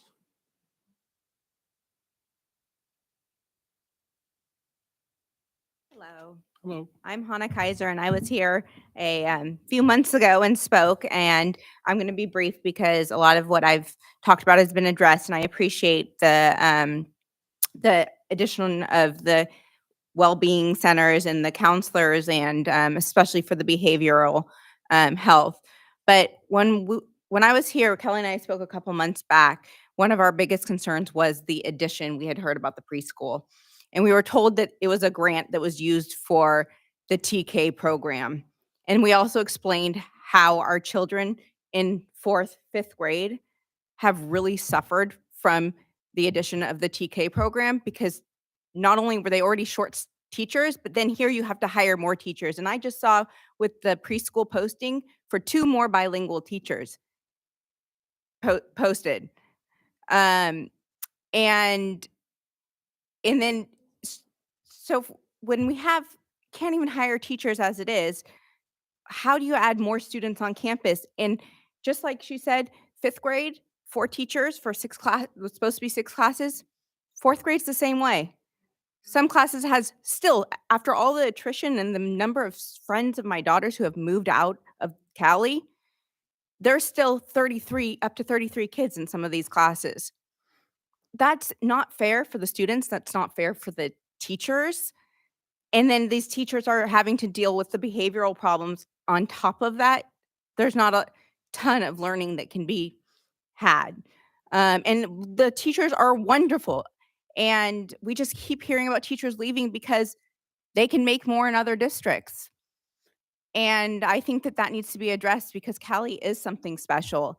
And I think a lot of people would want to teach here, but we have to pay teachers accordingly. And we're in the Bay Area. So other than that, I just want to say thank you for listening to us today. And I really hope that something's done to recruit more teachers and really address that, because I understand the social emotional, you're talking about the younger children coming up, but our children who have been going through the program and missed 2 years and they really cannot learn in environments with this many students.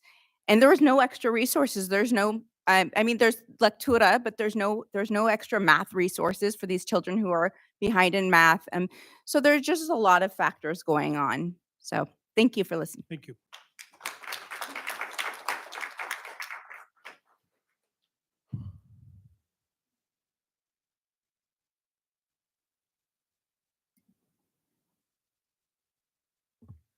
Good evening, President and trustees. Olivia Lehman. I'm here in a completely different capacity as a parent of a third grader and a fourth grader. And, I appreciate your your information, Superintendent Decker, because I do think that helps just share the work that we know you're doing. I know you're doing, because we collaborate regularly. And information is key, making sure that the families know the work that's being done. I also want to acknowledge that the parents and that are here this evening want to acknowledge our administrators that have really led us. And excuse me, I'm going to get emotional. I'm taking after your cue, Rich. We are here tonight because of you. We are here tonight, and the teachers that are in the back row, because we know how hard your job is. We see it, and it is the parents in this room that are fighting for you. And I'm looking at Sharon as well, because this is hard work right now. It's hard work to parent kids that are in high school and are these third graders and fourth graders. Excuse me. My kids come home on a daily basis, and we do highs and lows every day. And 4 out of 5 days in the week, my son's low is he got bullied on the playground. People said bad language. The language that my kids are coming home with this year is mind-blowing. Not repeatable in this room. And he doesn't have any friends on the playground for recess.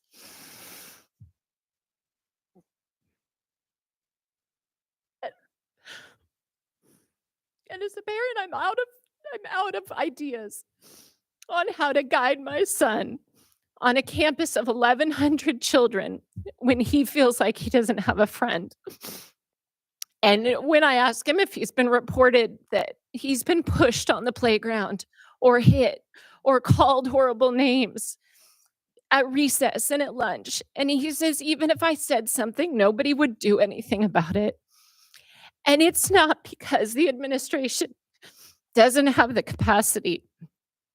It's because they don't have the time.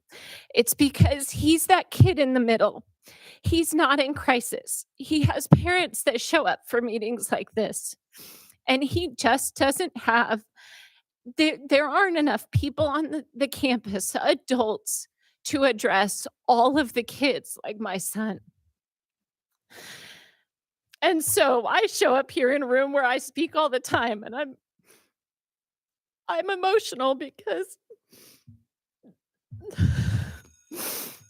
we have to do better for these kids. And I know that there's a lot of parents, Pete and I met yesterday. There's a lot of parents that aren't active parents showing up at school board meetings crying in front of a room full of people. But there's a lot of us that are. And, there are parents that volunteered for lunch duty. There are parents that volunteer for yard duty. There are a lot of committed and passionate parents on this campus. but the campus needs more. The administrators need more. We're losing good people, good staff members, because they don't have enough on that campus to do what the school deserves. And I say school because it's the teachers. The teachers are struggling. My daughter's class has 33 fourth graders because we're down fourth grade teachers. And so this is a systemic problem. And I appreciate your acknowledgement of the letter. I appreciate the letter being written. I believe as of last check, there were over 350 parents and families who signed the letter. And I hope this evening can really solidify the commitment, in addition to what is already being done, that our kids need your help. They need your commitment to get us back to that pre-pandemic world that, I think you said it best. I mean, where we were before the pandemic is where we should be striving to surpass after the pandemic. And we're really low, but we can get there with your support. Thank you. Thank you, Olivia. Anyone else from the audience like to share at public comment tonight on this or any issue that's not on the agenda? This is the letter, the petition, there's names. People have signed it. You'll see there's families, I think there's grandparents, there's teachers. Be really clear about our school, and you all know that. You see. But what I'm going to address, it's a little different because I know that a lot of this stuff is behavioral. This goes out to parents. Parents of Cali-Calmacock, Windsor Unified School District, of Sonoma County, of the state of California, and this nation. I call to you to take action on dealing with our kids' behavior. Yes, our kids have been showing horrible, disrespectful behavior at school, and it's wearing down our teachers and staff. We as parents need to take full responsibility for our kids' actions. We need to be part of the solution.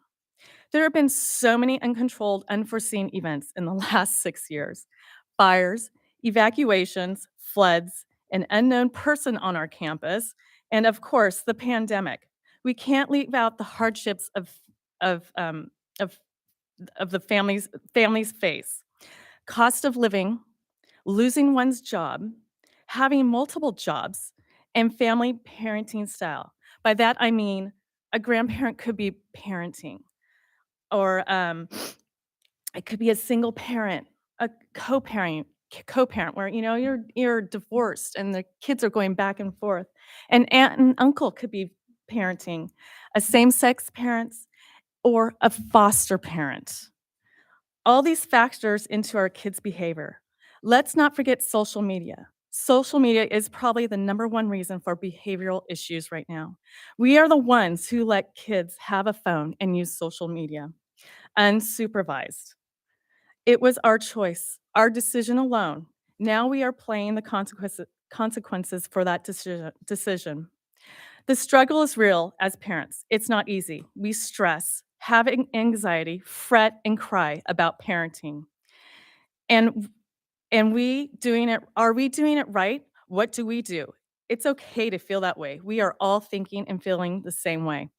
If we need help, wave the white flag. We are here for each other. Talk to a family member, a friend, someone at church. Go to a health clinic or a local family resource center. There are parenting programs out there. We all need help at some point, and we will find a way.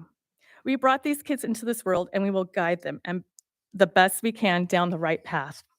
Parents, we have homework this summer. Yes, we have homework. We need to brush up on our parenting skills, and summer is the best time. There will be tough conversations, screaming, and lots of tears. The power struggles will be insane, but we need to do this for the sake of our teachers and school staff. We can do this. First off is table manners. There is no intentional dumping of milk onto the floor or throwing food at the person seated next to you. I don't know if you've seen our lunchroom. Only 2-year-olds are allowed to do that, not 13-year-olds. Make sure they clean up their space. No leaving of food or plates at the table. Make them take it to the sink to wash. Have them wipe down the table. Foul language. It's rampant. Whatever we do, our kids mimic our actions. If this is normal of you, keep it at home. Teach your kids there's a time and place for that, not in public. Our kids shouldn't be using this language, especially with 4-year-olds on campus. Respect. Our kids need to respect what the rules are at school. They need to respect our teachers and staff. There are rules and we need to follow them. When the rules aren't followed, chaos happens. Expectations need to be set. Acceptance. This is important. We need to stop the bullying and harassment of others. We all have feelings and it hurts when someone says mean things. It's not right. Our kids need to be accepting of each other. We are all different and unique. August 17th is the first day of school. With help from parents, we can turn our kids around. We want them to behave accordingly. Our teachers aren't paid to babysit. They are to teach and be role models. Parents, let's show our teachers and staff that our kids can be successful, positive human beings in our community. Thank you. Thank you, Kelly.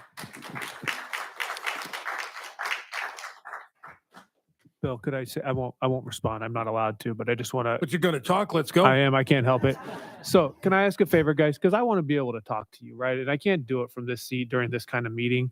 And I'm sending my secretary, Jen, in the back. I'd love to get your contact info and just schedule a time where I can be with you and we can actually talk about a lot of these things.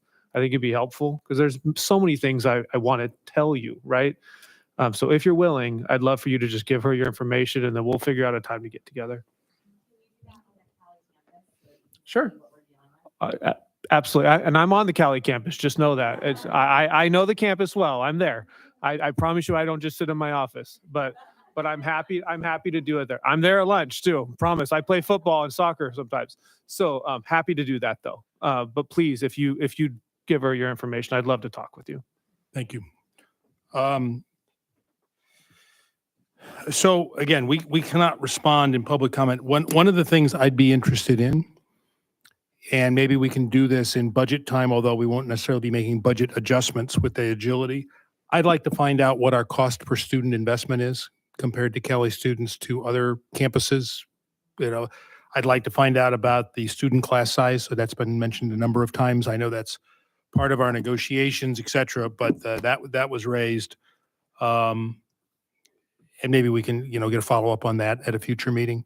I don't know if any of the other trustees would have anything we'd sort of like to pass on for planning purposes or future discussions. We need to be careful. We're not commenting, but I think helping shape with superintendent. And I would like, when you all are meeting over at Cali, come back. We can do it in the public session. We can do it, and privately. We can do it in your communications that come to us written, which happens almost every week, ladies and gentlemen. So any other comments or thoughts? Well, Yes, one, sir. they invited you to do it at lunch, so you might want to bring a couple board members with you. We could sample as well. That always helps. Does it not? It Rich. helps. Absolutely. No, but making sure that we're following all the rules that we're supposed to follow and all that stuff. As a general comment, I don't know if we're doing it or if we can do it better, but I've heard it before, so I just wrote it down so that way, if we can put it on our, I'm going to forget if I don't say it now, put it on our to-do list. But maybe this is something we can put on Heather's plate down the road, but we keep hearing that people need volunteers, more and more volunteers. Mm-hmm. And in our town, where there's a ton of people that love to serve and help. So maybe there we can create a better, if we have it already, then we need to advertise it more, but maybe more of a clearinghouse where each site is saying, hey man, we could really use this, and all these different people. Sometimes people can give a half an hour in the morning and different things, but more of a volunteer kind of a clearinghouse where there's all these things that people wish somebody could volunteer and help with. But so I don't know if we are doing a good enough job of promoting that need that we have. And I hear it, and because I don't know where I would volunteer to help. I mean, I get stuff from time to time, but not as a general rule. But anyhow, so just if we could do as a, what do we call those things, parking lot type of a thing that we could put on our, something for the future. We send it to groups, churches, clubs, all the different people that typically are involved in those things because they're service oriented anyway. So, or minded. So anyhow, just a thought. Yeah. I have a comment as well. I'm sorry. We're done with public comment, ma'am. Thank you. Excuse me, ma'am. We're done with public comment. This is, I don't want to be rude. This is not a dialogue. What I'd like to do is maybe tell Jen, or I'll tell you, we will take a break the minute we're done with consent, and maybe we can talk a little bit then. We simply can't start a conversation here. Thanks. Go ahead, Mel.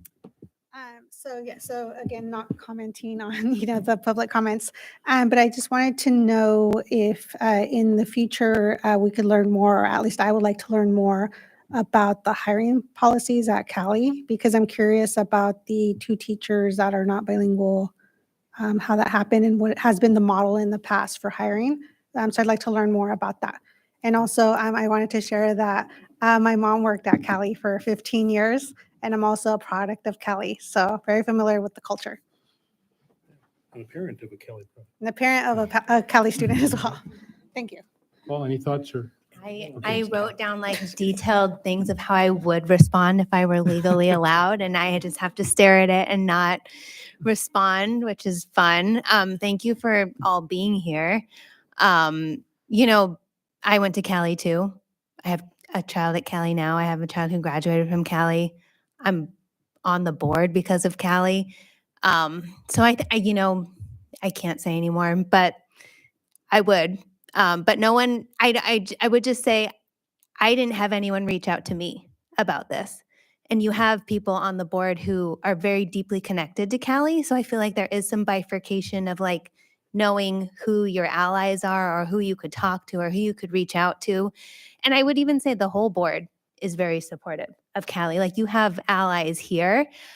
And I think public comment is a great tool.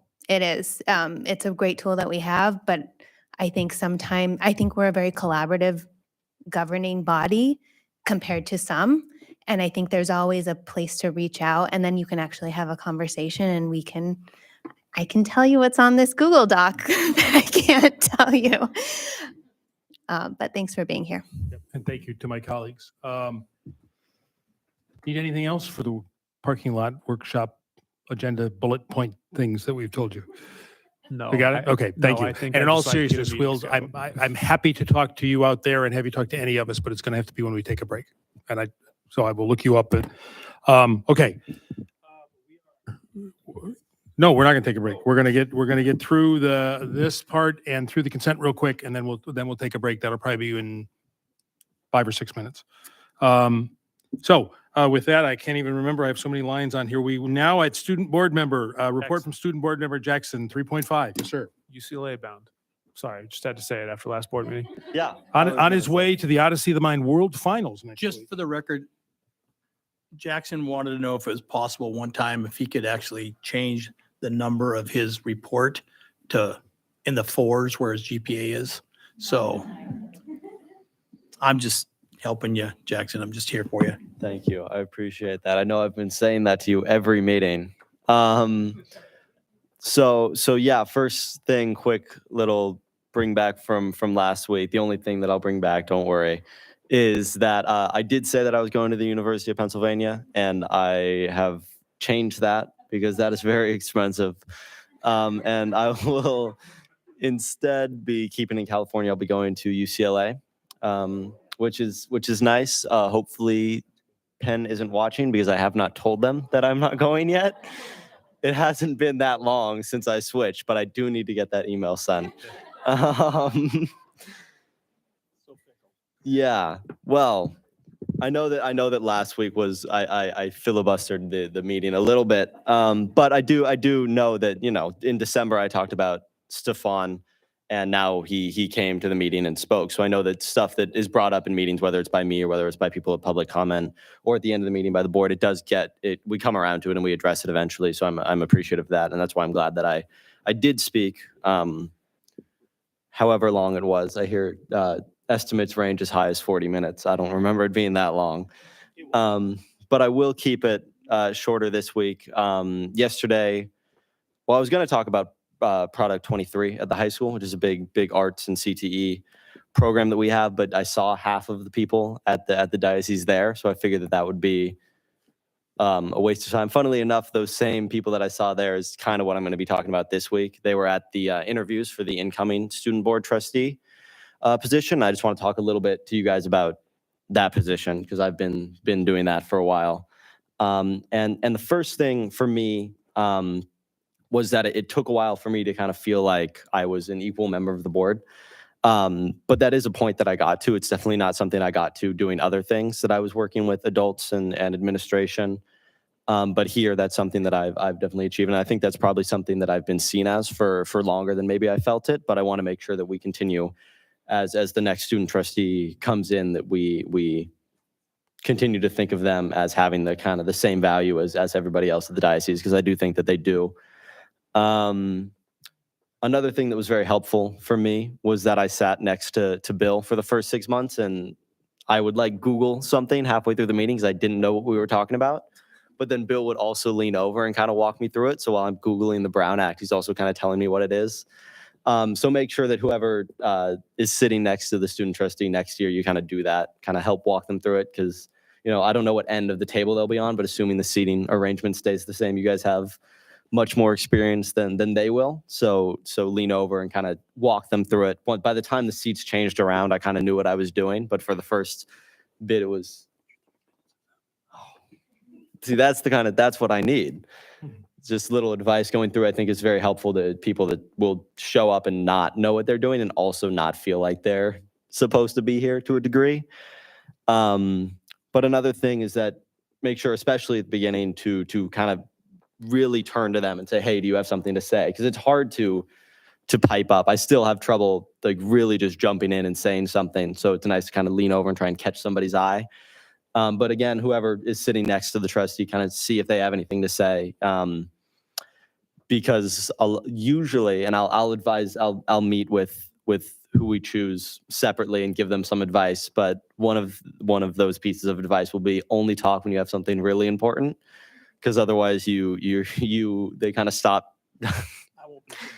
No, otherwise they won't go to you as often. But that means that when you do turn to them and they say that they have something to say, it will be something that's worth hearing. So make sure to check in and make sure that they have something, because being not an adult and, you know, going from the school where these decisions are kind of having an impact to sitting at the diocese and making the decisions is weird. And you kind of feel like you're not supposed to be there, or you're just like a little like, oh, the school board will give you this, so you feel like you're being represented, but that's not really what it is at all. You know, I think I've been able to make impacts here. But in order to make them feel that way, as quickly as possible, do make sure that you're turning to them and giving them advice, and also just making sure that they have the opportunity to say what they want to say. Because I think the people that we have and the people that they'll hear things from are very important. Again, like I said, not a very long one. It's really stuff that you're already doing. But I want to remind you guys to do it and really make sure it's kind of at the top of your heads as they come in to the position. So thank you. Thank you very much, Jackson.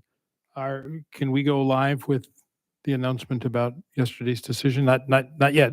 You have to ask my boss. She's back there. We can? Have you told them? You've told them? We haven't got to follow up with her yet. Okay.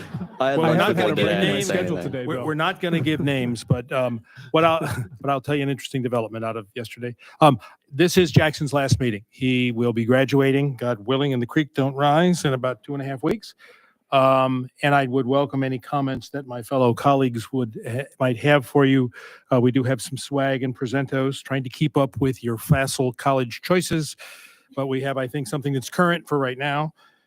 So any of my colleagues have anything they'd like to pass along to Jackson, and I'll go last. As the newest board member, I can really appreciate what the comment that you just made about feeling like not always knowing, you know, what's the proper procedure or how to proceed. So I too am glad I have Mr.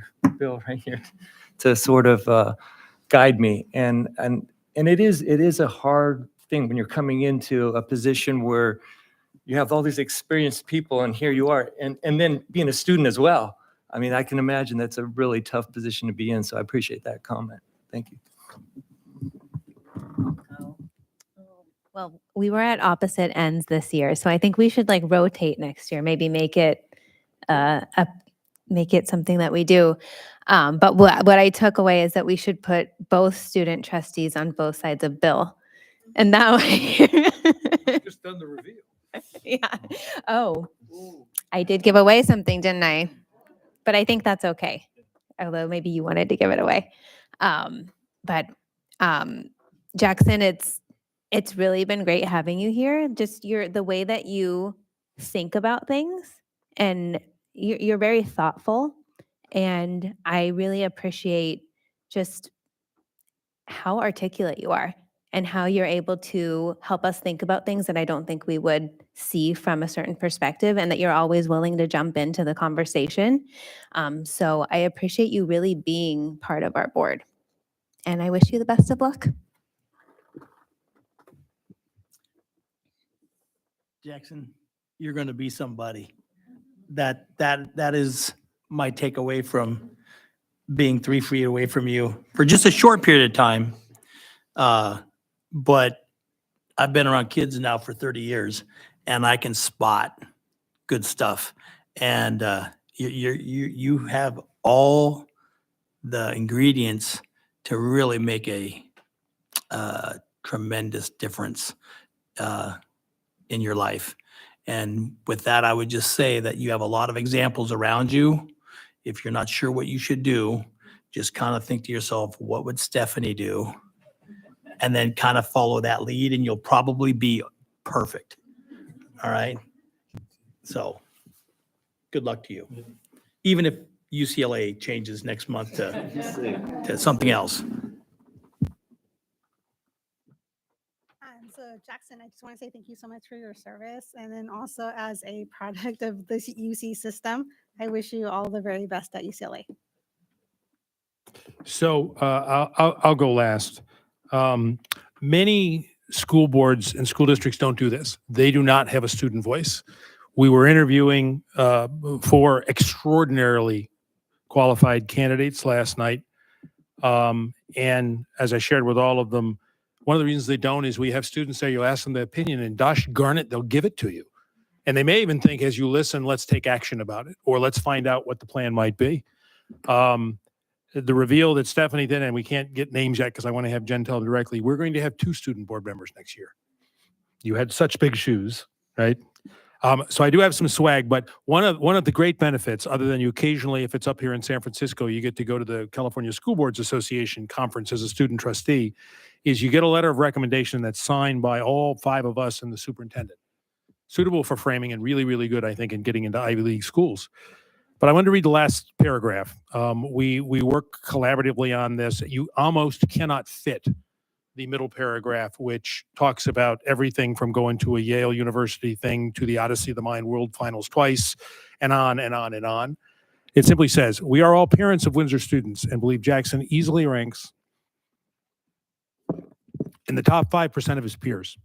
Personable, diligent, and innovative, his outstanding character, demonstrated record of achievement, and unlimited potential makes Jackson a worthy candidate for your consideration. We thank him for his extraordinary service and look forward to his continued success in the years to come. So, time for the swag.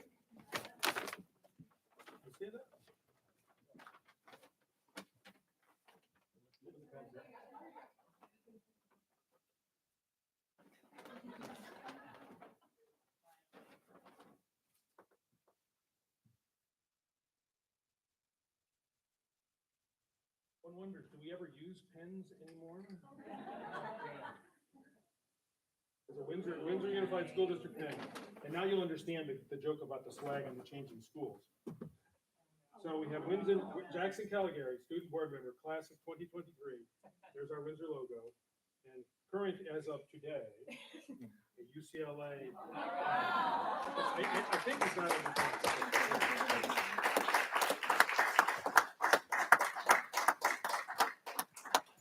All right, Bill. Yes, sir. Sometimes the students don't understand what that pin is all about. Okay. That's so when you make your millions and millions and millions, you have a pin from us already to write that big fat donation check back. Public education is a gift, but it is not free. I'm sticking with it for another 4 years. Okay. Well, thank you. A couple of more points and then we'll go to consent and take a break, and we should be breaking here before 8 o'clock. 3.7 staff association reports. I don't see either of our reps here. Oh, hi, Jeff. Yeah, come on down. Would you like, I'm sorry. You've been so quiet. Welcome. Congratulations.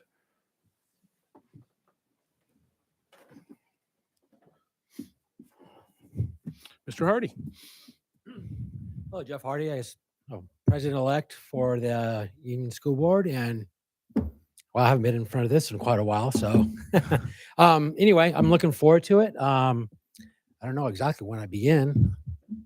I guess I need to find that out. But anyway, I'm looking forward to working with everybody and moving forward for a very, very nice school year. So anyway, thank you very much. Thank you for taking the time Thank to you. come, Jeff, and good luck to you as you take. I think it's in July.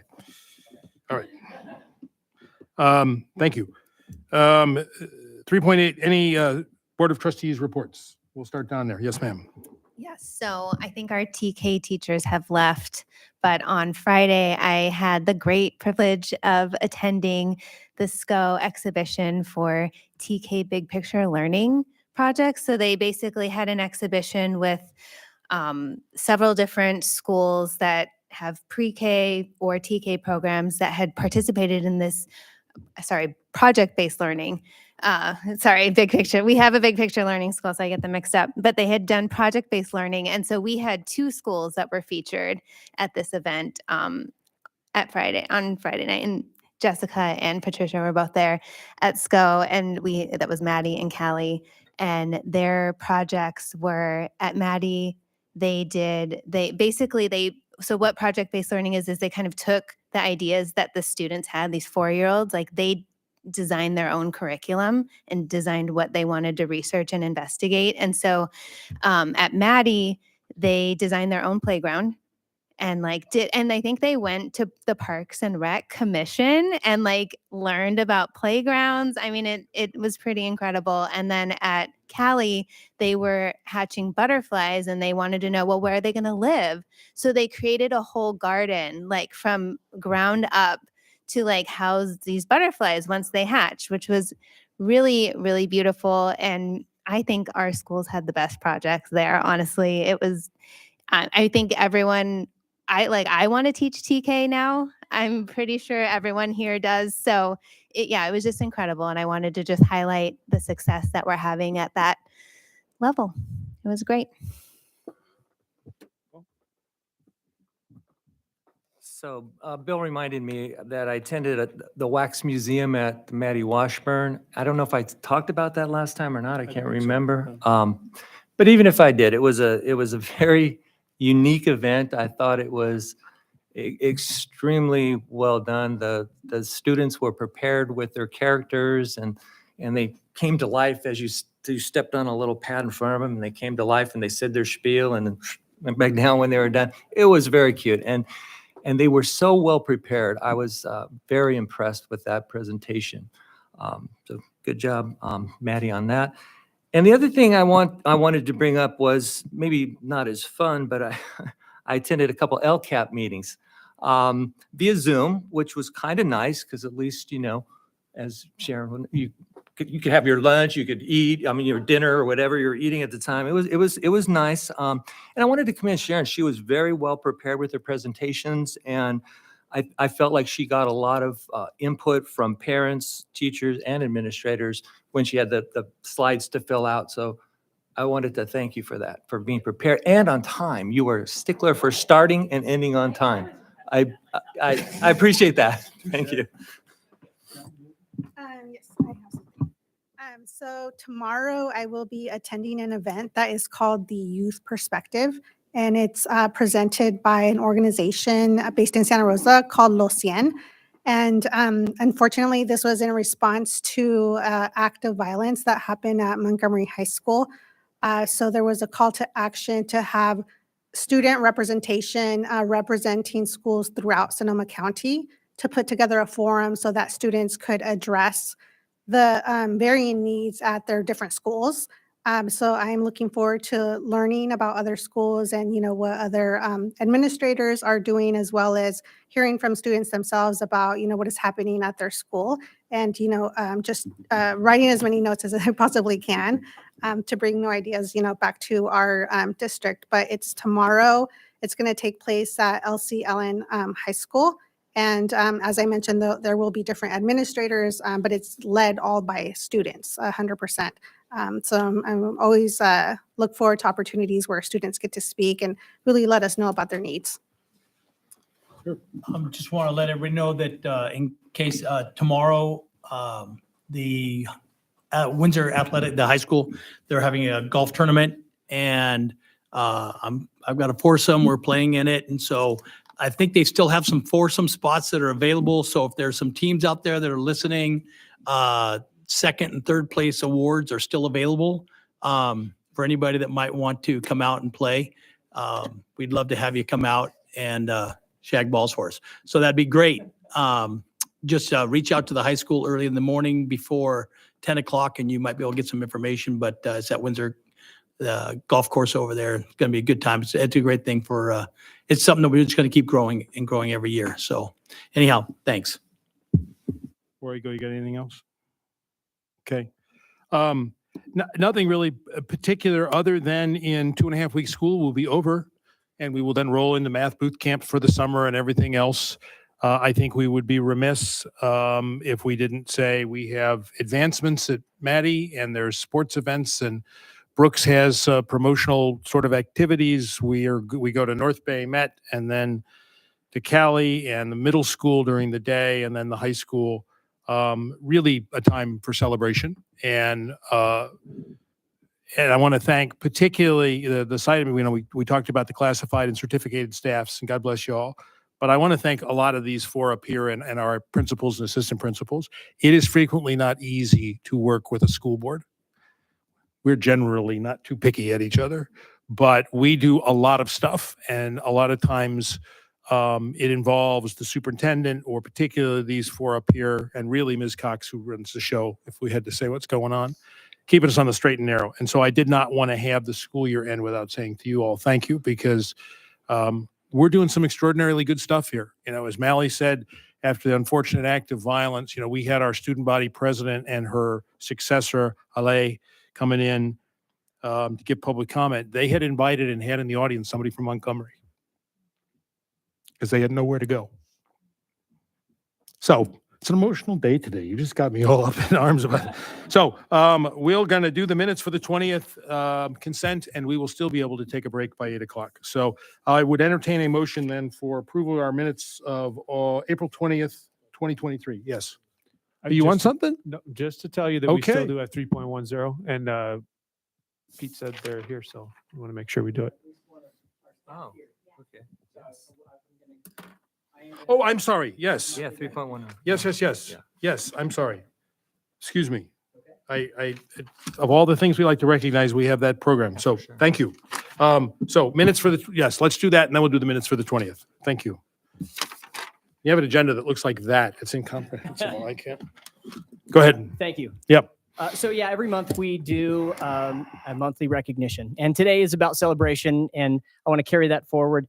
And this month we are celebrating Callie, and so Callie's been a subject all evening this evening. So let's end on a high note. And Callie is so special, they cannot just say one person from the certificated area is the best. They have to go ahead and give me three. So let's go ahead and celebrate all three. It is with great pleasure and deep appreciation that we recognize this amazing team of educators. Amanda Horsborough,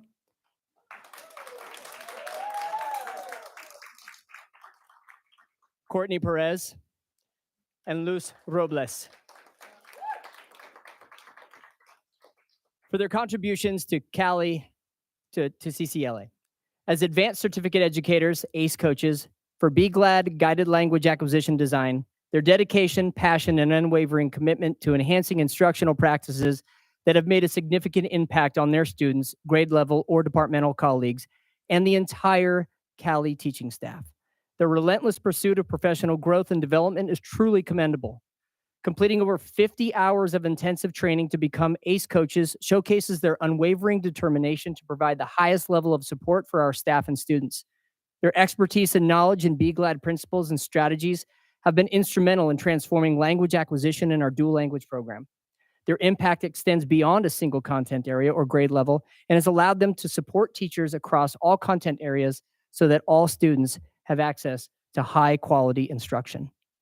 Through their exemplary efforts, they have not only conducted presentations, but also modeled various Be Glad strategies for our staff during professional development sessions. Their ability to facilitate workshops and provide ongoing coaching support to teachers has been invaluable in helping Cali implement Be Glad strategies effectively. The collaborative nature and leadership skills they possess are true definition of being teacher leaders in our community. Moreover, their willingness to explore new instructional strategies and model best practices for their colleagues is an inspiration to all, and their efforts have raised the bar for instructional excellence within our community. It is not only their professional accomplishments that makes them exceptional, but also the positive, lasting impressions they have made on colleagues, students, and families. Their dedication to bettering our school community is evident in everything they do. They are truly committed to creating positive, inclusive learning environment that enriches the educational experience of our Cali students. This is true in their individual classrooms and the ongoing work they do with their grade level and departmental teams. Their smiles light up a classroom, and the positive impact they have on their students is evident year after year. On behalf of the entire school community and the district, we extend our heartfelt gratitude for their outstanding contributions. Amanda, Courtney, and Luce have proven themselves to be invaluable members of our team, and their hard work and dedication serve as a shining example to others. Cali is honored to have them as part of our school community, and we are beyond grateful that they are on our campus.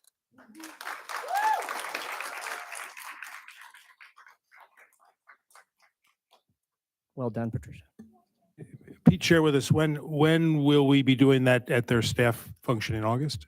Yeah, it'll be the first staff meeting in August, and then the presentation in August will be at this meeting will be for Windsor Middle School, and then we'll be at Windsor Middle School in September for their first meeting. So when we read it again, it'll seem new and you'll go, oh my God, that's great. That's right. In front of. Hey, thank you so very much. And since we're up here, we also let's have do the the other. classified recognition. Patricia Guzman is a cherished member of the Cali community. As a reading instructional assistant for kindergarten through 5th grade, her unwavering dedication is reliability and commitment to supporting our students, teachers, and families have made an immeasurable impact on our school community. Her role as a reading instructional assistant fosters the growth and development of our students' reading abilities. She works endlessly to gather books, materials, and resources that motivate and help her students' reading progress. Patricia's unwavering passion for literacy is evident in the enthusiasm and care she brings every interaction with our students.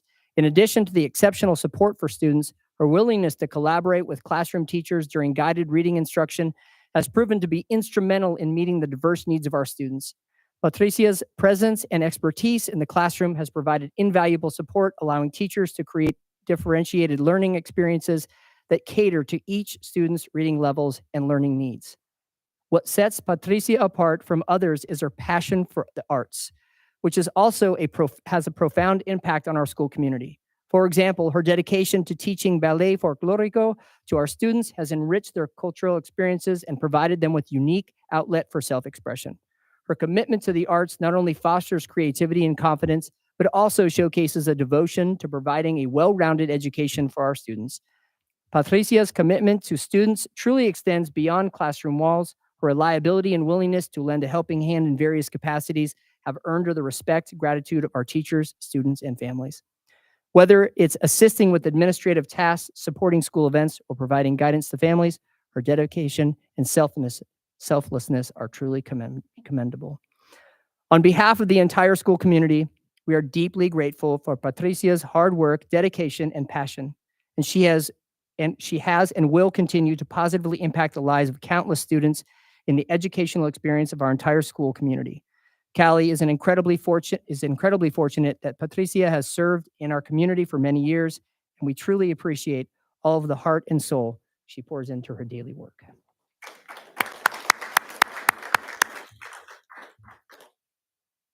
Thank you very much, Pete, for shepherding that program. I was only on the top of the page with all the ink on it. So before we get quickly to consent, we do need to do the 3.9 approval of minutes. So I would entertain a motion and a second for that. I'll move. Thank you. Is there a second? I'll second. Okay. All those in favor? Aye. Wait. Aye. Preferential board member? Aye. All right. There's only a few left. Everyone else? Okay. Aye. That gives us a 1-5-0. Cool. Now, Malinelli, if you could please present us a motion about the consent action items under 4. Yes, of course. So I would like to move for approval to the consent calendar of items 4.1 through 4.16, with the exception of 4.9 as listed in the agenda. Are there any recusals or requests? Is there a second? Second. Okay, seconded by, any questions or comments on any of the agenda consent items except for 4.9? Okay, seeing none? All those in favor? Aye. Aye. Okay, that is a 1-5-0. Let's take maybe 5 or 6 minutes for a break. Thank you. That was a fun-packed 2 hours. Jeez, that was the easy meeting. Well, there we go.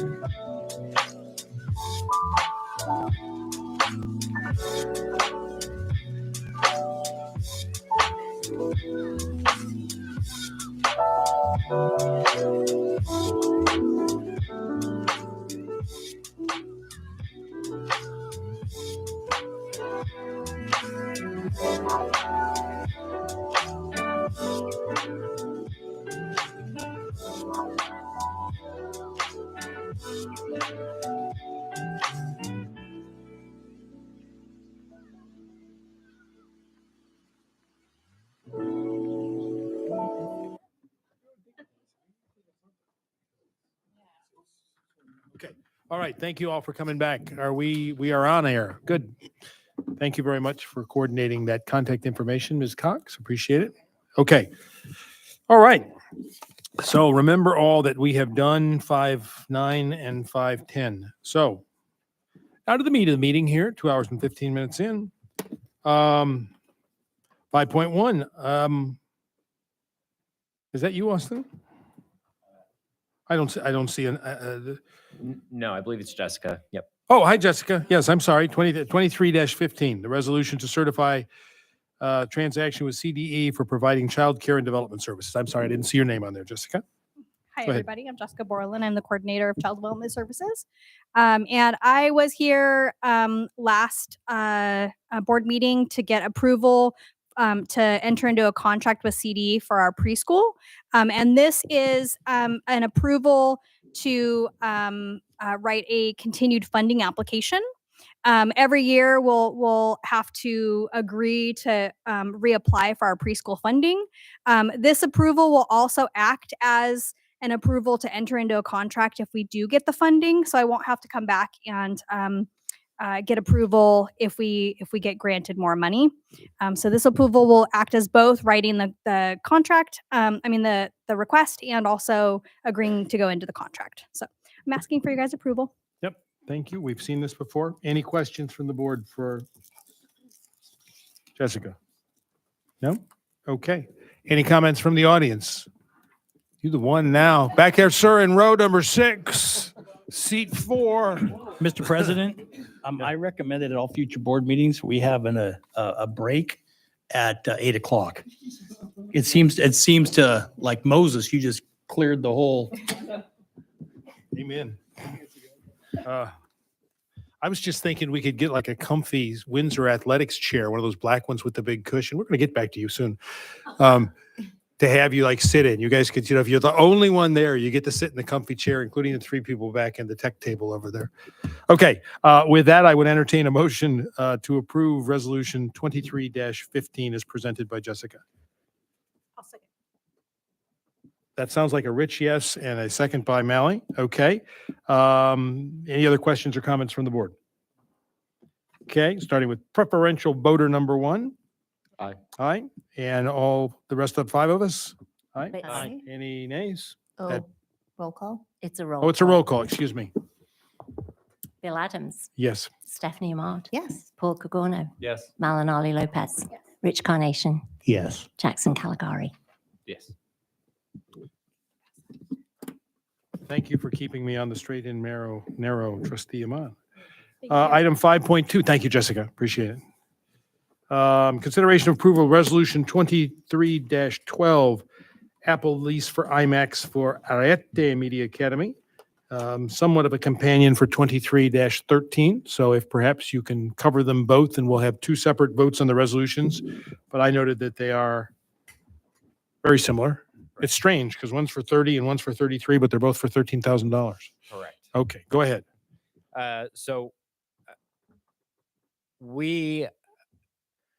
One of the things that we're working on in this district is constantly updating technology, right? So we got all this COVID money one time, and then we can't just all of a sudden, again, in one fatal swoop, reboot all of technology. So this is for IMAX going out for the next, it's going to be a 5-year lease. And then once the lease is up, we're hoping to be able to renew that. But this allows us to be able to pay for these through the California Partnership Academies grant. And it gives it a way to where the IMAX will stay refreshed from year to year to year and be consistent, but then also stay under a certain threshold of 15,000, which is required for California Partnership Academies. So it allows us to accomplish a few things. One, keeping technology up to date in the classroom, and then also allowing it to be done because it's stayed under a threshold that's within the grant. So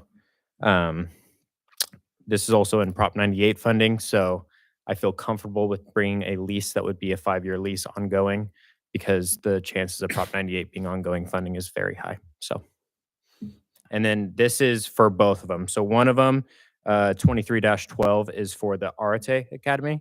And then 23-13 is for the Nueva School of Arts program. Any questions from the board? Any questions from the board? Yeah. And I don't have any other questions. Anything from the audience? Row 1, row 2? No? Okay. Thank you, Jeff. But we haven't said yes yet. I would entertain a motion then to approve. We'll do two separate motions. Resolution 23-12. Yes. Okay. Second.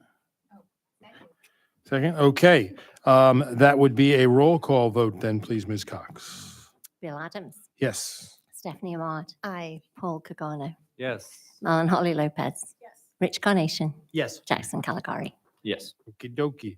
Same for 23-13, the Nueva School for the Arts program. I would accept that motion to approve resolution 23-13. I'll make the motion. Thank you, Paul. Second? Second by Mally. Okay. Roll call vote, please. Bill Adams. Yes. Stephanie Ahmad. Yes. Paul Cagano. Yes. Marlon Holly Lopez. Yes. Rich Carnation. Yes. Jackson Caligari. Now. Yes. Okay. 5.4, consideration of approval of resolution in the matter of the pre-retirement certificated part-time employment, 23-14. And the faces come over. This a Willie Brown? That'd be a Pete. And after all the nice things that I said before the break, the seamless preparation and rehearsal time. Do we want to pass that one perhaps as we're getting organized? I think we should pass it. Let's, no, Sullivan says I will wait. not. Rise of the occasion. Apparently it's me. Okay. I didn't either.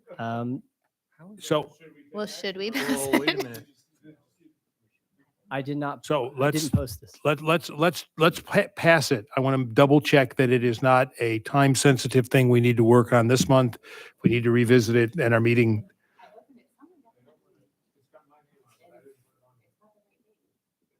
Okay, let's pass it. You all can be looking at it while we're doing a few other things. And the date is weird too. Did you see this? I think the 23-14 is the number of the resolution. Oh, got it. Yeah, yeah. Oh, I thought it was for the year. No. Okay, got it. Okay. all Okay, right. you think we can pass it? Okay, so we'll table 5.4 and come back to this. I know that Beth is, she wants the Willie Brown, but so did. So let's let's take it off. Okay. Again, we're okay and confident that we do not need to act in May for this. We can wait. Okay, cool. All right, we'll table this and we'll bring that back if and when it comes back. Cool. 5.5, report discussion on the annual report of the 2022-2023 LCAP actions and services. Sharon, after the play-by-play color commentary by Trustee Corgano. Playing from home. Yeah. Okay, go ahead, Sarah.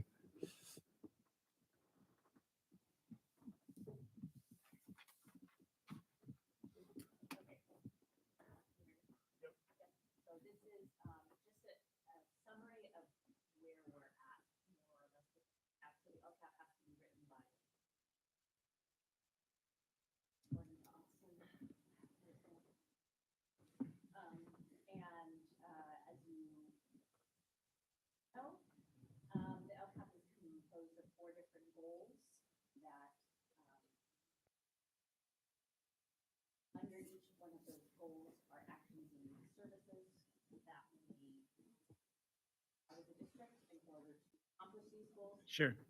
I think he's trying to get, is your button pressed for sure? That better? Yes. Okay.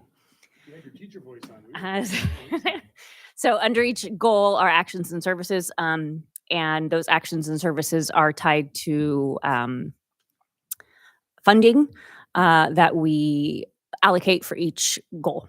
So goal 1 is, and I'm just giving an update of where we're at. And so every year at the end of the year, we go back and look at the LCAP and figure out what we did accomplish, what helped improve services or maintain services, and what perhaps we did not get to and why.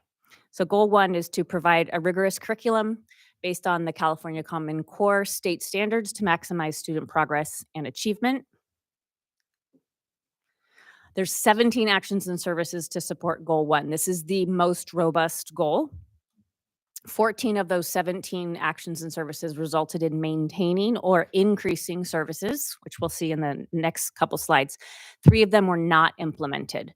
The ELA, so L101 means LCAP, Goal 1, Action 1. So that's how we code it to be able to link it to the funding.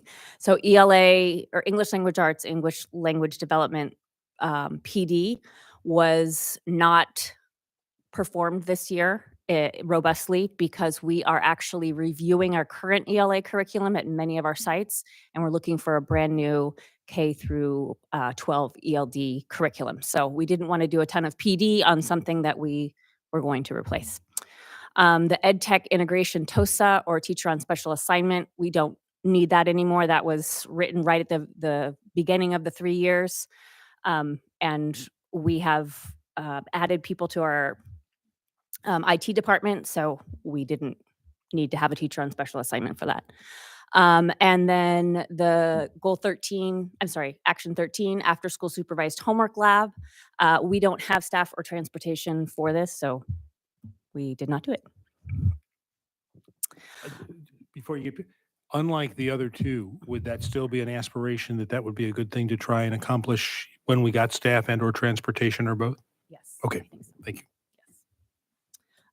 So the goals and actions that right after it, you can see a little I or an M, and that means increased services, or M is maintain services. So you can see goals 2, 3, 4, 5, and 6, all increased or maintained services. So common assessments and data meeting teams. This is the first year we've done common assessments throughout the district with the same universal screener.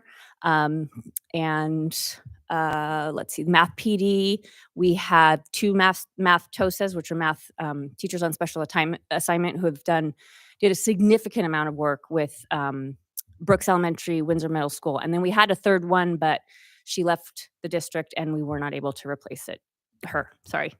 And 6th through 12th grade math teachers began piloting a new math curriculum called Big Ideas, and they received training. They're going to continue that pilot next year as well, and it's actually going really, really well. Standards-based grading training, we're having that this summer. That was done last summer as well. This is a voluntary training for teachers who want to learn more about standards-based grading. And it's something that's actually kind of grassroots that the teachers are interested in, and they're spreading the word, and they're asking for this PD, so we have been providing it. Studer Continuous Improvement, Pat Greco, she's one of the consultants that we're working with and does organizational design.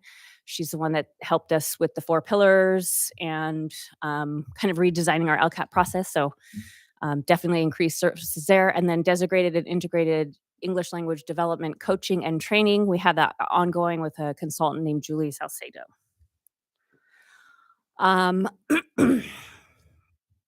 So number 7, is that the same one? Do you want us to walk through each of these?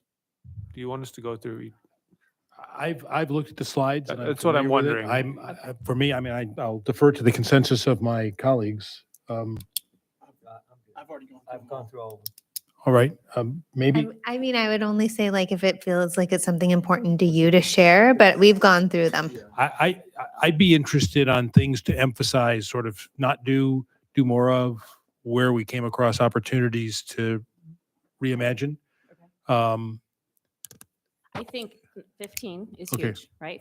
We had 4 full PD days focused on multi-tiered systems of support. And we did that in a consortium of 3 school districts. It was us, Mark West, and Healdsburg Unified. It was 4, but Pioneer Olivet dropped out. We've done a ton of work with this, and I feel from interacting with different administrators around the county, we are way farther ahead than most districts and most schools. So it feels really good. We've trained all of our district admin, all of our site admin, and then each site had a multi-tiered system of support site team that's been trained, and they will be training their school. That team will be training their school next year. So it's great. It's a system of support. It's a framework that focuses on equity and inclusion and meeting every student where they're at. So it's something I'm really proud about for our district. I will share with you, I've spoken to both districts that were with us when we hosted the joint meeting here. I know those are a ton of work to put together and hard to schedule. I think those are really, really productive. They're so helpful for trustees because we have no sense of how we're doing in comparison, right? Where we are on the scale.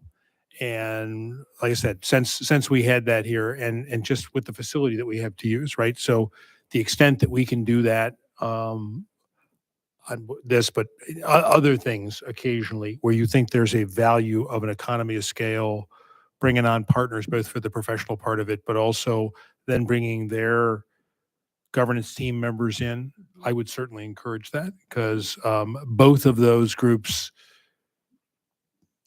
didn't really have much experience about that. And so, when I would share it afterwards, when we can get it together, right? We have a joint meeting with the town. Well, it's hard if you're Mark West. How do you do that? I guess maybe with the Mark West Chamber or something.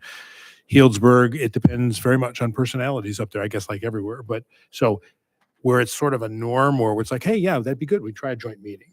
For some of those people, it was just an epiphany to think that you might even try and do it. So thank you for doing that. I know that does not come automatically. It's been, I think, very fruitful working with other districts and trying to come to consensus about certain educational philosophies and models. It's been really nice, and being able to pick up the phone and call people in different districts and feel comfortable and knowledgeable about what they're doing has been extremely helpful. Okay, goal 2, students will be engaged in their learning in order to be successful. There's only 3 actions and services to support goal 2, and all 3 resulted in maintaining or increasing services. These focus mostly on attendance and transportation. And then you can see the high school, summer school, credit deficiency opportunities. We're bolstering our summer school this year at high school. We're having in-person and online classes. We're adding a math boot camp to prepare as many students as possible for pre-math 1 and math 1. And we're adding PE classes to summer so that students don't have to take it during their first year and they can take additional academic courses. Where did that idea come from? That's brilliant. Mr. Williams. All of that came from Mr. Williams. Also, I'm sorry to interrupt, but I have a question about the previous slide, about the equity professional development. And actually, I have two questions. One is, are you hiring an equity professional to We're- lead that? I don't or- think we're there yet. That was the previous slide. That's coming up. This one, right? No, you're on goal 3. Oh, sorry, I thought I saw it up there. Okay. The next one? Yeah, I'll just let Okay, you keep going. okay. I'll just let you keep going until we get Okay. there.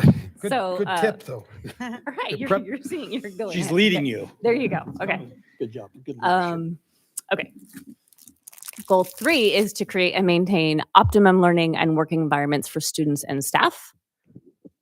And there are 7 actions and services to support this goal. 4 of the 7 resulted in increasing and maintaining services. 3 of the 7 were not implemented. Continued social emotional learning training for new staff. We've actually been spending the year looking at new models, trying to increase our counseling staff. We got a grant, wrote a grant for the wellness center. That's huge. And we have been reviewing different SEL curriculums and looking at alternatives with our entire district counseling staff. So whereas we didn't do specific training for new staff, we have been investing a lot of time, energy, and brain power into revamping how we're approaching counseling as a district. The 305 is equity professional development. We did not do any professional development surrounding equity. So that's the one I had questions about because I wanted to know if there's any future plan to hire an equity professional, to lead any sort of training, for staff or for even the board. I think it's really, really important. And I think that one of the goals that I feel really strongly about is also for staff and board, to develop a language about equity and to really have a shared understanding about the fact that that doesn't mean that we're trying to make every student be equal, but rather to meet the students with the needs that they have where they are, Yeah, which and to me I is would really say, critical. Whereas we didn't have specific professional development, that was only based on equity. One of the main focuses of MTSS is equity, developing equity for all students. So we do talk about that, and we have talked about that extensively with all of our site administrators and the MTSS site team. So I do agree, though, that there should be something more. But as far as like academic equity and programmatic equity, I feel like we're going in the right direction. I do think it would be fruitful or best practice for us to start studying equity on a through a pedagogical lens. Like when you're in the classroom and you're teaching, right? Is your curriculum equitable? Are the words that you're using and the examples that you're using and how you call on students in classrooms equitable? So there's a lot about equity that we still do have to learn and hopefully be able to hone our practices. So that's where I would say I would love to see some outside professional development come in. And yes, and I actually would like to see a very strong plan that includes goals, so that we know, are we meeting the goals? Are we not meeting the goals? But I think it's really, really important because for me, equity is also not just about addressing, students of different economic needs or even different, cultures and races, but also of different genders and the way that they identify. I think that we really need to look at that, all of that and what that looks like. And also just the way that we talk about it is really, really important to have a shared understanding and a shared language. And I'm not going to say too much here because I think Sharon said it well. But I think what we've been focused on this year and moving into next year is kind of the structure of what we offer and what supports that we have for students. And we've looked at it through a lens of equity. So what I think the exciting part is getting into the classroom and doing all the things that Sharon said. But I think that we've tried to do this in a way where we're not doing a let's throw this thing here and let's see if that works. We're really trying to look at equity from a structural perspective first and identify where our shortcomings are, what supports we have for those shortcomings. And that's really where we're starting. So it's actually really hard for us. We've had to be told to slow down a number of times through our consultant work with MTSS, Judy, because we want to dive into exactly what you just said, right? We want to go straight to that thing that we know could be useful in a classroom. And instead, we're trying to get all the stuff in place so that once we get to that point where we're doing those very specific things that are improving instruction or biases and things like that, that it all sticks. So, it almost feels like I'm saying an excuse to you, and I don't want it to feel that way. But I promise you that everything we're doing is through this lens of equity. My only concern with that is that I feel that sometimes when you are in the midst of, something really deep, it's hard to have perspective unless you have somebody that comes in, that gives you a different perspective or helps you to get to a understand. different perspective. So I'm just, wondering if there's any goal for somebody else, that's a professional in this field, to come in and lead the conversation. Sure. I wouldn't tell you that we have something planned today, but it doesn't mean that we wouldn't. It's not where we're talking. When we're developing our professional development plan now, and it's a multi-year plan, and so we don't have that identified yet. Okay. But I'd love to have Pedro come. Not going to lie, he'd be great. So Well, yeah, and I think that, what I'm trying to say is that sometimes it's difficult to be self-critical, I if you're understand. the one doing the work. So you need an outside perspective, to be able to break that cycle, so to speak. yeah, I'll try to go get Pedro Noguera, Malinali. I promise. All right. Okay.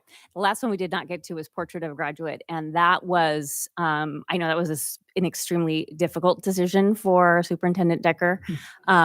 It was something we did plan on doing. And then, like he said before, go slow to go fast with our MTSS work. It was so much work. And that coupled with the work that we did with Studer, with organizational design, this would have been too much to take on in order to do it effectively. So what we did as a district instead was develop the 4 pillars of success, which are going to replace these 4 goals for our LCAP for the next cycle, and developed a very robust system of measures that matter in order to really hone in on very specific measurements that we're going to be tracking over time at every single school site. And all of our school principals have been trained in this in order to develop that MTSS and increase equity across the district. So this will happen hopefully next year. And I want to thank you because I know that was an important piece, Jeremy. And I think that's a good example. We've had these conversations publicly and privately to say, look, tell us when there's things that have to come off the plate. We are, we're reimagining this, and I'll constantly say, but the Portrait of a Graduate, where'd it go? It was a brilliant idea. I think it's coming, but there's some other things that need to happen. And I think, please, for all of you who are here at the cabinet table, we need to know those things. When we have 15 good ideas, say those are great. We have capacity for 11. Which one would you like? Right. And I think that give and take is one of the strengths that we have when we can pivot and be agile and sort of reset. So thank you for that. These 4 services, actions and services, resulted in maintaining or increasing services, actually just maintaining. And then goal 4 is to build effective and relevant family partnerships to increase student achievement and engagement in school. There's 5 actions and services there, and all 5 resulted in an increase or maintaining services. New thing we rolled out this year was Parent Square, which is a new communication platform. It's been successful. We've had bumps in the road as far as parent communication goes. Sometimes it was reported it was too little, now it's too much. And so we tried to whittle down how we're communicating with parents and just have one platform. No matter what school you're at, that's the platform you get. So that will be all that the district is using for communication this year, and then next year all school sites and the district will be using that. So I think it's going really well. Had we pretty much transitioned to that in its entirety when we had the incident of the false report of a shooter outside Windsor Middle School? Was that where we had pushed out and we were inside the loop and Nixle was not? And because the feedback I got that it was comprehensive, it's kind of watch what you wish for because Yes. we can communicate with really you. good. Yeah. Okay. All right. I think that's really something to celebrate. I do too. One here, and I know we're not sort of writing for the next time, but when we get the pillars of success, I'd really like to figure out. I see we got 401 and 405 are the bilingual and the DLAC families. Find out how we penetrate another 30 to 50% in our unrepresented families. Just those ones that are just not connecting, and we kind of get that. We're still going to do a survey under the to find out on the really to work on that because. I think it's a rich environment of people to help and support and volunteer and be engaged. If we could meet them where they are and have families that could figure out a way that they don't feel off put or, where would they even start? I mean, they love their children and want them to do well and they want to support the community, but they maybe don't know how to get going on that. So, Great point. okay. And that's the work. So Yeah, we I had to know. decide- That's- So youth truth survey, employee engagement, all of it, youth truth survey Yeah. mainly. Yeah. When we look at that, we chose the measures, and Malinali, to your point, when I say structure, we've decided which measures really matter, and then you do a deep dive into those, and you look at it by demographic, by gender, by socioeconomic status, and you see, do we have people who feel disenfranchised? Then you develop a specific plan for those individuals to increase those scores. So I felt like I was just making excuses before, but that's the idea. We look at our structures, what really matters to us, and then we do a deep dive to see if we're being successful or not. I have a question about Parent Square. Are we able to tell how many parents are actively using it or like how many families are actively using it? Because I'll just say while you're coming believe up, so, Heather, but- like I downloaded it kind of just like, when I'm not on the board, I'm like a regular parent who's like maybe not always on top of everything. So I downloaded it and I actually love Parent Square. Like it is very helpful. It is a very good tool. So I'm curious. Here we go. So yes, the answer is yes. And I realize that they can't see it on the TV, but you can look at this kind of data. It's colorful. Shows you the percentages of how many families at each school are contactable, who's still not contactable. And you can do that per the whole district, which is what this page is, or per site as well. And then you can also look at the same kind of stats for each post or message that you send out to see how many have been opened, how many have been received, et cetera, et cetera. And what's our percentage right now for the district? We're at 97%. That's really good. That's And the scary. company says average is about 92%. So we're above the company average. Awesome. And those messages are pushed out in English and Spanish, I Correct. believe. So like and they're instantaneous. Like Right. it's great. Oh, yeah. That used to I'm be a- a half-day translation Yes. issue. Yeah. By that time, the news had changed Correct. on Yeah, anything no, that was it's- urgent. it's Why we been- went with it. It's been huge. Yeah, wonderful. Thank you. And the Heather. integration of the website with Parent Square. Yeah, so as you may know, you approved last meeting, we're going to be moving to a new website platform. Obviously, our website definitely needs some updating, and it's fully integrated with Parent Square. So for instance, in the future, should heaven forbid another event like occurred, every one of those messages that we were sending out will also appear as a pop-up on the website. When people go to the website, those emergency notifications will pop up immediately. It'll also integrate all of our staff listings, contact information, the calendar listings. Those posts will have their own feed on the website. So all the messages that we send out through Parent Square will automatically show up as posts on the new website. It's a fully integrated system, so it should be a lot better. Thanks, Heather. It's also going to have a functionality next year where we can send report cards and progress reports through it and see which parents opened them. It's going to be a beautiful thing. So if the kid's like, oh yeah, no, my parent knows, we can just go check. So in summary, with the LCAP, out of the 32 actions and services that were written, 26 of them resulted in maintaining or increasing services. 6 of them were not implemented. You will get a much more detailed summary, including metrics and budget, in June after the final draft of the LCAP is written.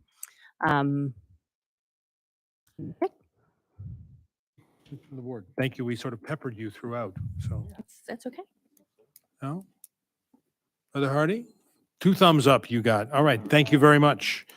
Moving then, don't move. 5.6, consideration of approval of updated board policies as recommended by the, I think that's Facilities Master Plan, yeah? No, that is the Federal Program Program Monitor. Monitor. So it's FPM, but Oops. FMP. You know, I wondered why Just they didn't have backwards. bricks and mortar character to That them was when me. I I'm looked sure at that was them. me.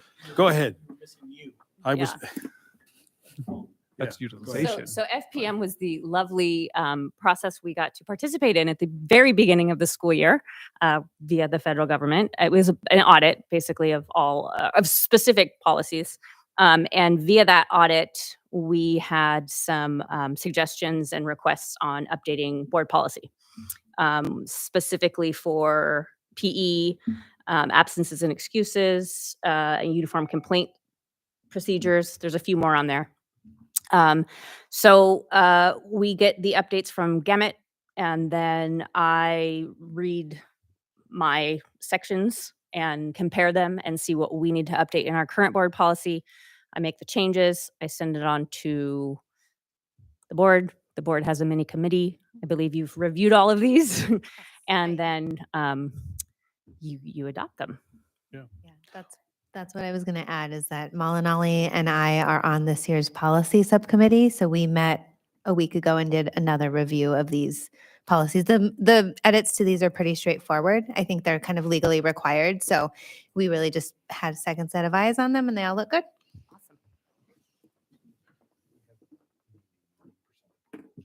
Yeah, and thank you for reinvigorating that. So this is a action item. So we would entertain a motion. Actually, What? just can I You do whatever you want. interject Mhm. quickly? So one is, I know that we have to have these rules have to be at least what the state level is, or we can, but one of the things, based on some of the things that I've heard during some expulsion hearings, I want to make sure that when we have a student that has anywhere between a minimum offense and a maximum offense, anywhere in there, that parent is getting notified. We're not on that one yet. You're on a different item. Oh, I thought we were on this one. During your Mally preview. Did I just do a Mally? You did preview to say, I like that. That's Mally, you're 5.8. infectious. I'm trying to set a good example. That's good. So Wow. those are other policies. Okay. So again, on the not FUMP, I'll take a motion to approve those updated board policies as articulated in 5.6. I will move to Moved approve. by Stephanie and seconded by Rich. Good job, Rich. Thank you. I'm here for you, You're Bill. remedial. Okay, this is not a resolution, so preferential board member Caligari. Aye. We and everybody else? Yes? Any noes? 150. Thank you very much. Hey, moving on to Sharon Ferrer under 5.7. This is a resolution 2316 classroom capacity limits for purposes of granting or denying an interdistrict transfer request. And maybe particularly if there are questions, I don't know if you're familiar with why this is quite important. We'll just clarify that piece of it, I think, for everybody. I want you to realize I did not attach the document, Yep. so I just sent it to you, Bill. Okay. I don't know what happened there.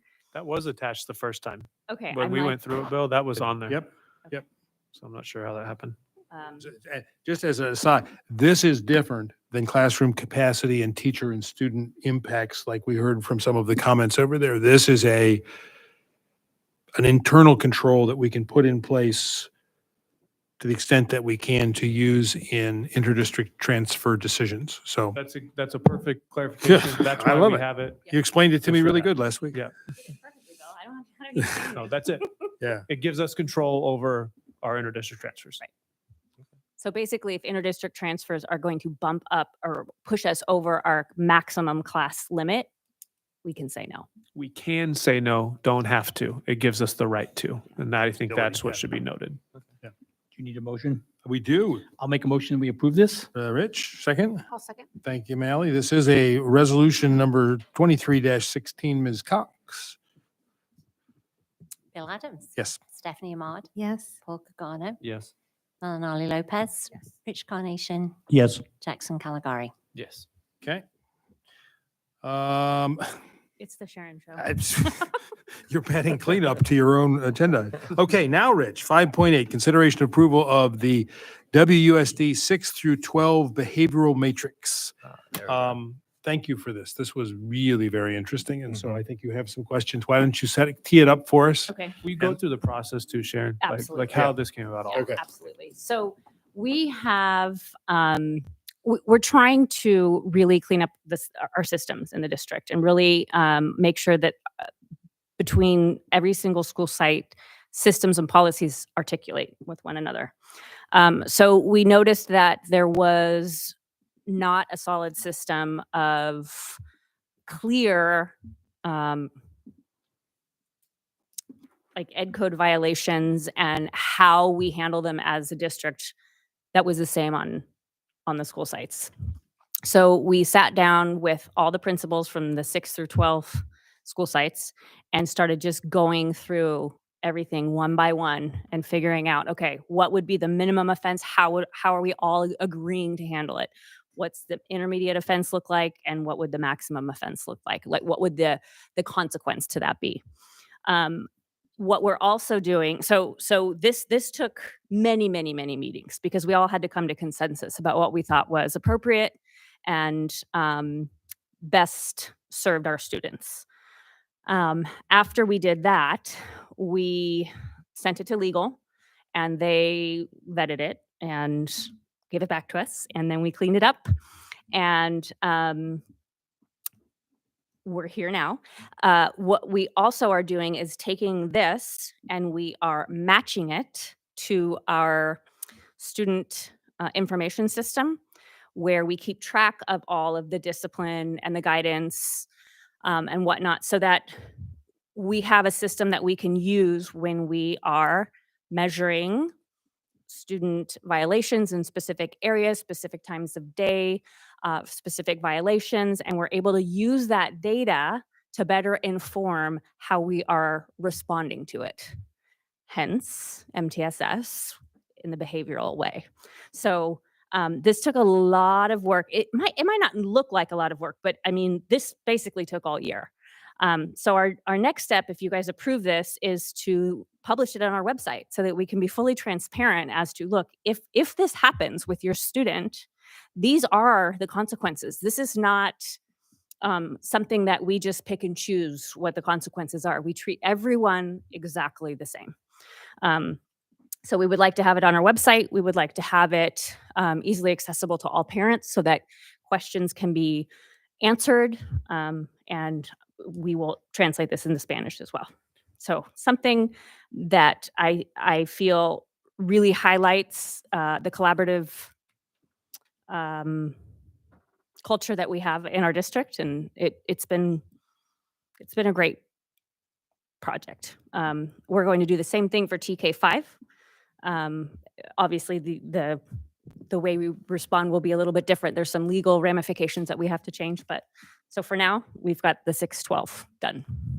And we also talked about, we want to go speak to students about certain things, making sure that we're clear. They understand what a violation is and what the consequences are. We had talked about doing it at the end of this year, but we decided to get this done and then utilize this document to kind of prepare for that conversation next year, the beginning of the year.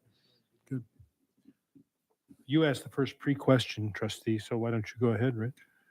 Thank you. This is for you, Mel and I. We're having too much fun today. Yeah, we're crying and we're laughing. This is a great night. cry.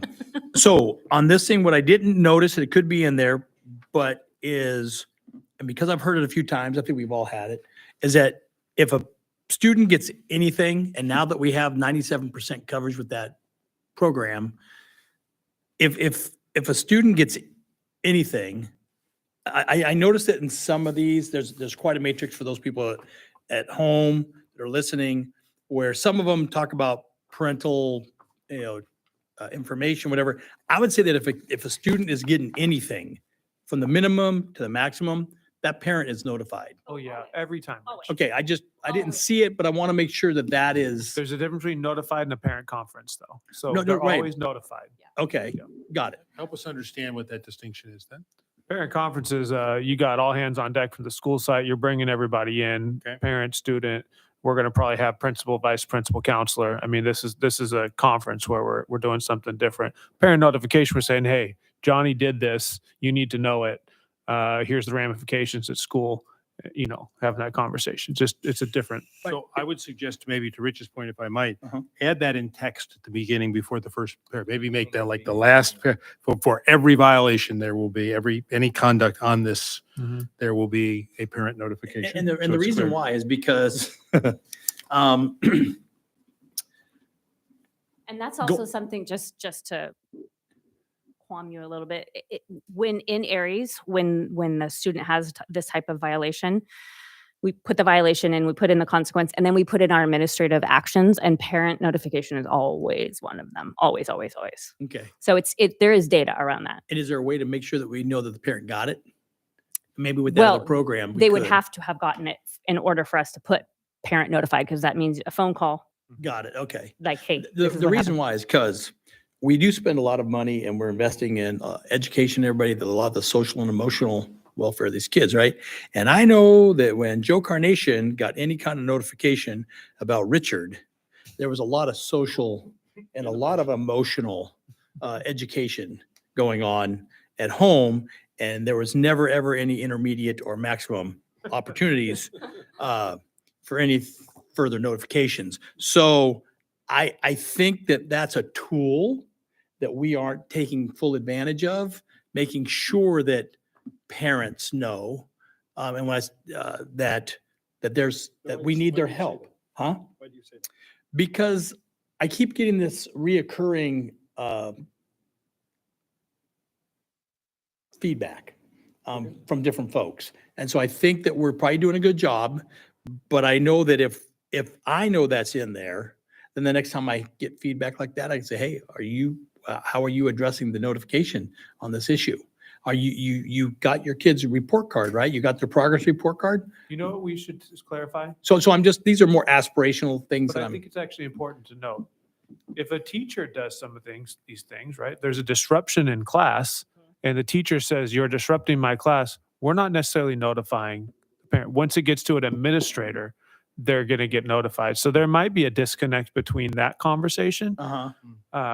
You know, if a kid's late to class, a teacher may just handle that directly. We're not notifying the parent because the teacher just handled it. Right. So that could be the disconnect, Rich. Because I if it agree. gets to the principal or administrator or assistant principal, we're notifying the parent every Yeah, time. there's no way if something. That's a good distinction that I wasn't.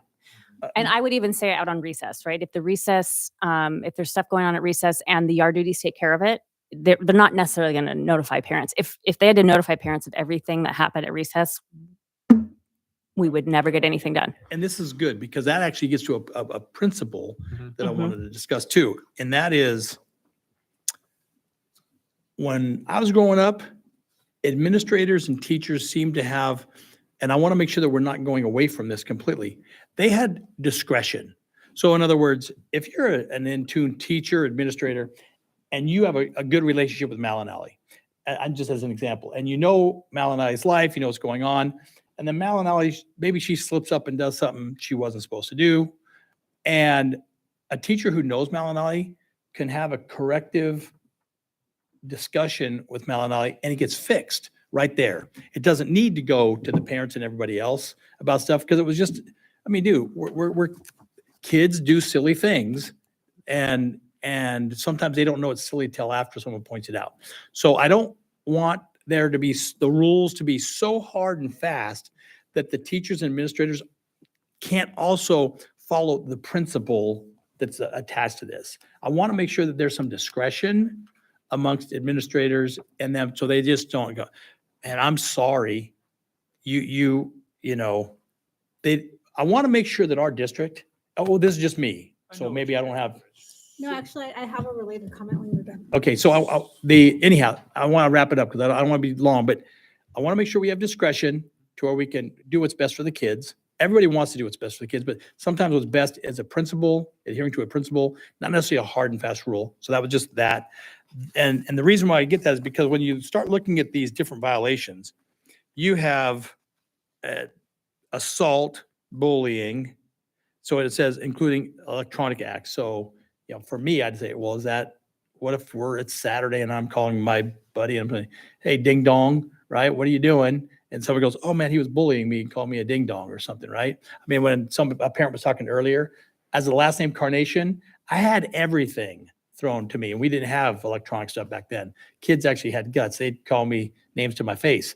And so, but what is that? So I want to make sure that we have discretion still. Okay, that was it. Because you've got bullying, you've got physical altercation, you've got fighting, you've got all these different things. Well, which Those are one is specifically defined. Yeah. So you, This follows the ed code. it's, for- those are defined as specific. I understand that they're defined, but but what you can have two different things that you could say that you're going to say, hey, son, hey, look, you were just bullying a kid. Well, if you're bullying him the first time you got Saturday with school, or were you actually instigating a fight instead of just bullying him? Which one were you doing? Well, there's a difference in how we deal with things. Anyhow, the discretion, you said we got it. And the other thing is, do we have for suspensions, are they always in school, not always in school? Combination. Okay, because sometimes kids, they don't mind getting suspended. My generation did, because that suspension carried some more of that emotional, mostly a lot of social problems. So, and we also, anyhow, so I don't know if that also might be a deterrent. Say, no, you're not having a day off. You're coming to school. You're just in that classroom. So We something to do just do throw out. that, Rich, in certain circumstances, but if there's safety issues concerned, we're not going to have them on our campus. if That they're I suspended. understand. Yeah. Just a couple things that I want those there. So So I have done. a related comment. So I first want to say that I Thanks really for letting me use you as your example. and I really appreciate your comment a lot because I felt that in here that this could use more language about what are restorative practices. And also what this means, the sentence where it says, when appropriate, restorative practices will be employed with students. It should be noted that there are certain violations that cannot be handled with the restorative process. And I feel like maybe citing an example of what that means exactly, or just more language to explain that a little bit more, because I feel that that's pretty vague. I think we were trying to get to the mandatories, right? With So that would be statement. something like if a student is selling drugs on campus, there will be a punitive consequence. There will also always be a restorative component, but we're not going to just sit down and have a restorative conference and say, okay, it's okay this time. So there's certain violations that we can't just perform a restorative conference and let it go. There has to be, I mean, it's against the law. There's legal So consequences. all I'm suggesting is that if there could be more explanation of what that looks like, and through the lens of a parent. For example, if you're explaining to a parent what that is, to use that type of language so that they understand. So when you publish this on the website and they're reading it, Yeah. in English or Spanish, they're understanding like what this means. Okay. Are you guys, because you're approving this document, right? Yeah. So that the power of the weight of the board is behind it. Will you give us authorization then to update that part of the language? Yeah. Because it's not changing the matrix Yeah, necessarily. but for example, those 6 mandatory expulsion offenses, those are pretty clear, right? So firearm, brandishing a knife, unlawfully selling controlled substance, sexual assault, sexual battery, and possession of explosive. Or maybe what you were just reading, Right. Nelly, maybe it's got. Our mandatory expulsion, which Right, is, so just a little bit more explanation Yeah, here, that just would so be that good. if you're a parent, you really get what this is and Yeah. what Yeah, what it's- consequences. it's the capital offenses. Yeah, absolutely. You can Yeah. hyperlink it, then they can just click on it and go, boom, there they are too. Ooh. Right. You know what we could do, You didn't know I knew Sharon? that word, huh? In the Shit. definitions, we could include restorative practices, kind of explain what it's used for. I think that'd probably be helpful, right? Because there's a lot of misunderstanding about what that is. And why don't we just add that? I think it fits. Thank you. Yeah. Stephanie was, You think that would be enough in the definition part, or would you want a little bit more robust explanation right at the beginning as well? I would put a robust example at the beginning too. you would? Right. Okay. Yeah. I would. I think All right. I think that's important, right? That and we have, even when we're as new trustees, to say, oh, this is a mandatory. Got it. Okay, well, then we don't have to talk a lot about what the scope of progressive discipline is. That Just a note, when I was reading this, I didn't catch it at first. I was looking at, minimum offense, intermediate, and maximum. For whatever reason, when I was reading this and going through it, I was thinking that these were progressive. So like the No. first time they did it was this. Right, I understand that. But when I was first going through it, and so maybe if there was just a little bit of, oh, sorry, I was using my teacher voice. Coach. No, it wasn't that loud. But yeah, maybe just a little blurb in there that just says, these are not progressive. This would be applied to each of, issue, offense, whatever. I mean, I figured it out after I was going through about halfway through and going, oh, these aren't progressive. Sometimes it is, sometimes it isn't. That's the discretion. Right. If a kid has done 15 things in different categories, We're just going to we're not gonna DEFCON start 3. at the very beginning for the, And the we new actually category. had a lot of conversation around that because the first draft of this said first offense, second offense, third offense. Right. And then we thought, well, wait a minute, that isn't always the case. We can't just say it like that. Right. So, So that was my, thought. Stephanie's been waiting patiently on the Waiting west, patiently. west side No, over but there. I think I appreciate all the comments because mine aren't specific to the document, but my comments have to do with kind of this process, I think, being really illustrative of the type of equity work that we want to do as a district because like disciplinary data tends to be data that shows inequity Mhm. in schools. It tends to skew towards underrepresented groups, towards male students.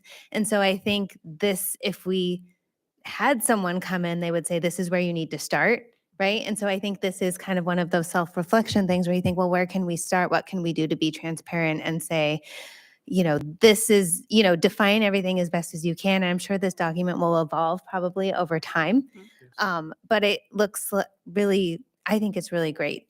Just that our students have something to refer to, parents have something to refer to, and more importantly, like internally, we have something to refer to where we just know, like, this is what we do as like a minimum.